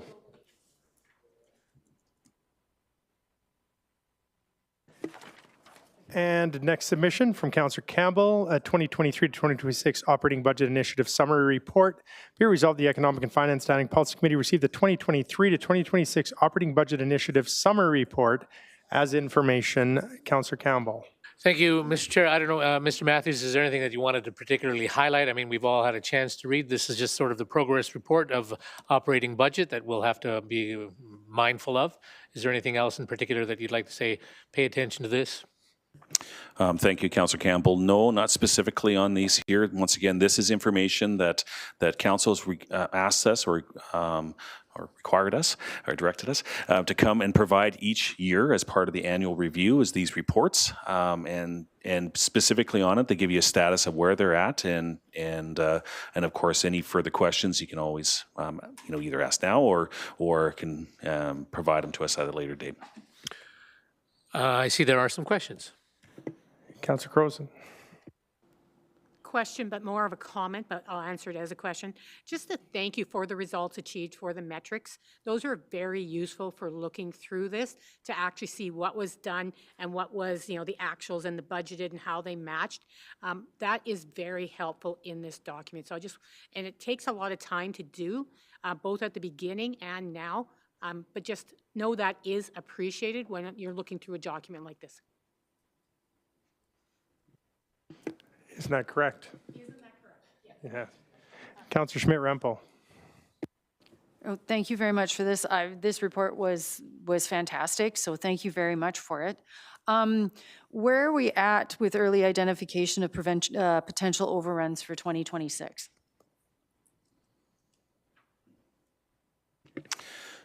Thank you, Councillor Schmidt-Rempel. In regards to that, this report here in itself here, and I'll turn it over to any of my colleagues that have it on side of here. I mean, obviously, you can see inside of that, there is a couple areas where you've seen it's over inside of it for the 2025 forecast to date. That doesn't necessarily mean that's where they'll be over in 2026. So we'd have to go into each specific one. In generalities, though, I think when it comes to the actual overages or pressures, it's probably more in the operating forecast side where you'll see that. So I would say that the same things that we talked about before, where we've seen stormwater is a pressure. We know we have still some pressures that we'll be talking about inside of both transit and VLA to take a look at over the next part of the budget cycle.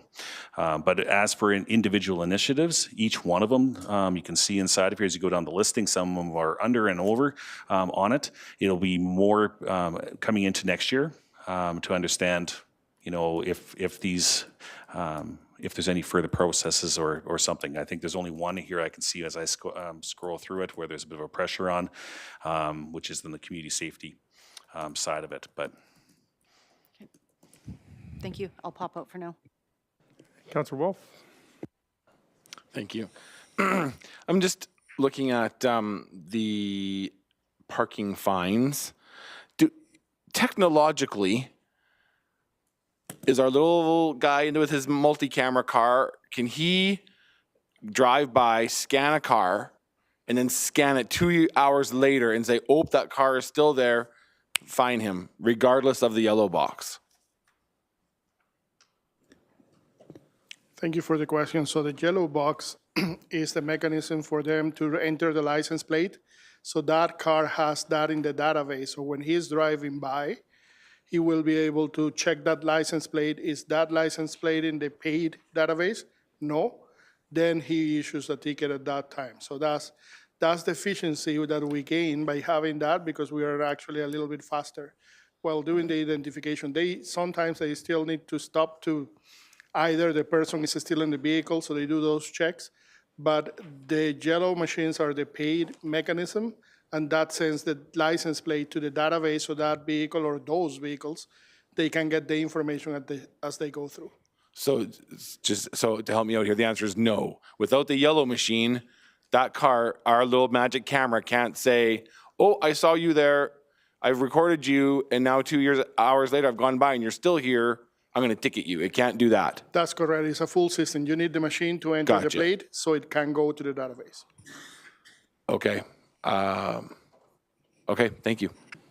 Probably different software that read the plate, not this one, but I would imagine, I wouldn't imagine, it's out there.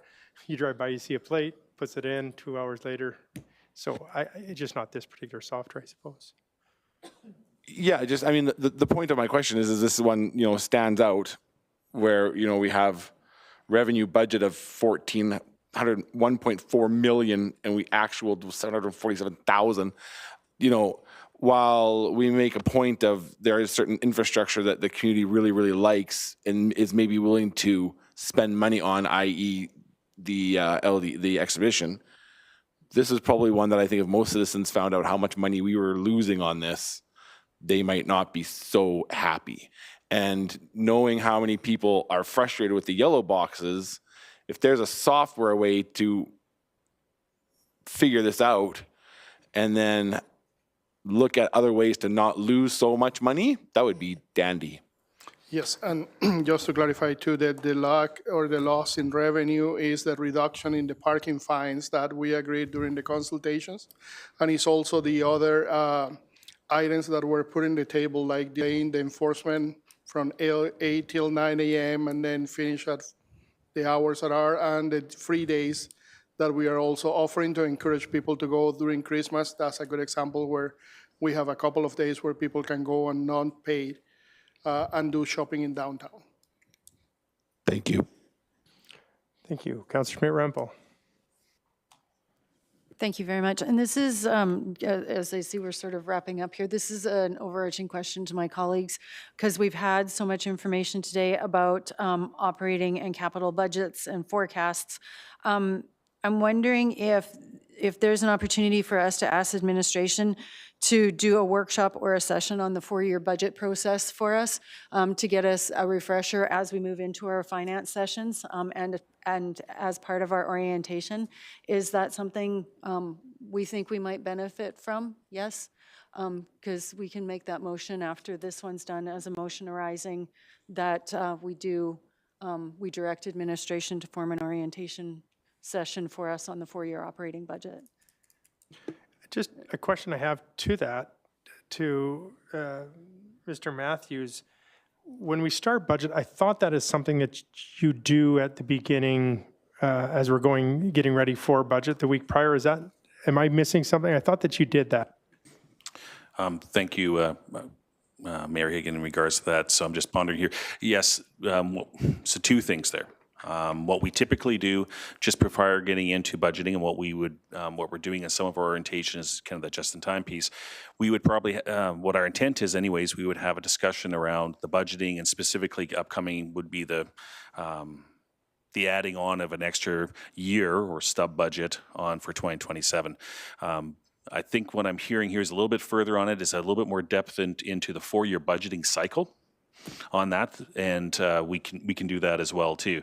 And I guess the question is, do you want to pull that up sooner, or leave it closer to the budgeting time for And my thought was doing something as part of the orientation in January, and I mean certainly it can be optional for those who might feel like it would be beneficial.